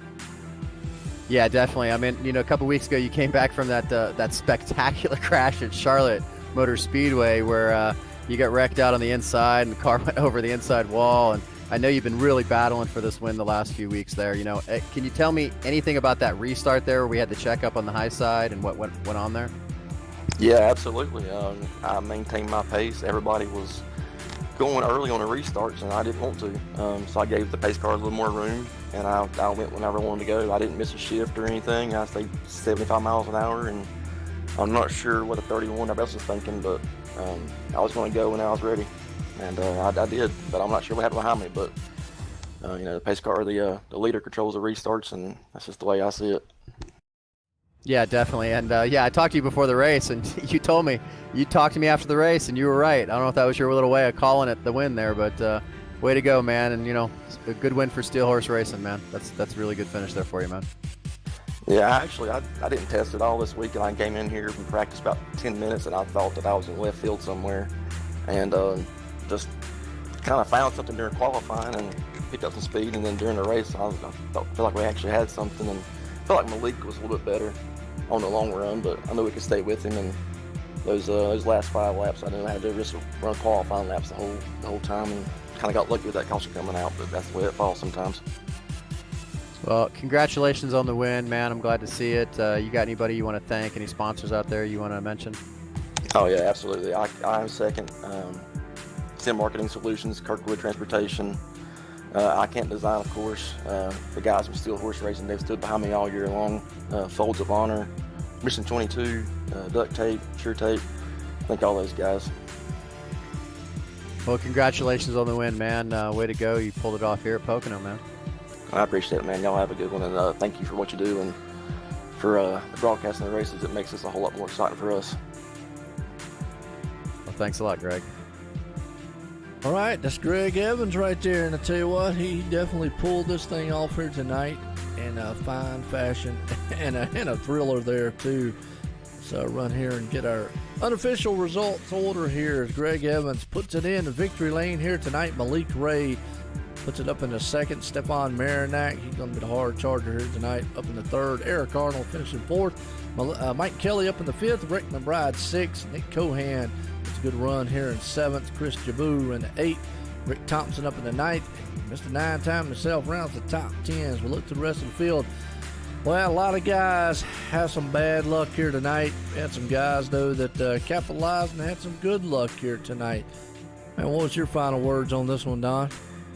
You know, I called it wrong. I was hoping we'd have long green flag runs there, but, you know, I was proven wrong. Tricky Triangle kind of made for a mess tonight with these guys. But, you know, Greg's been battling for a few weeks now. He finally got that win, and he held off Malik, which, you know, that's no small chore. Hey, and that's what you got to do. Hold off the best of the best here at the Sim500 for the Monday Night Money Series presented by Transervice here from Pocono. Man, it was a thriller of a race from the green flag to the checkered. And as always, myself and Don up here, going to leave Pocono here tonight. Everyone out there, have a good night.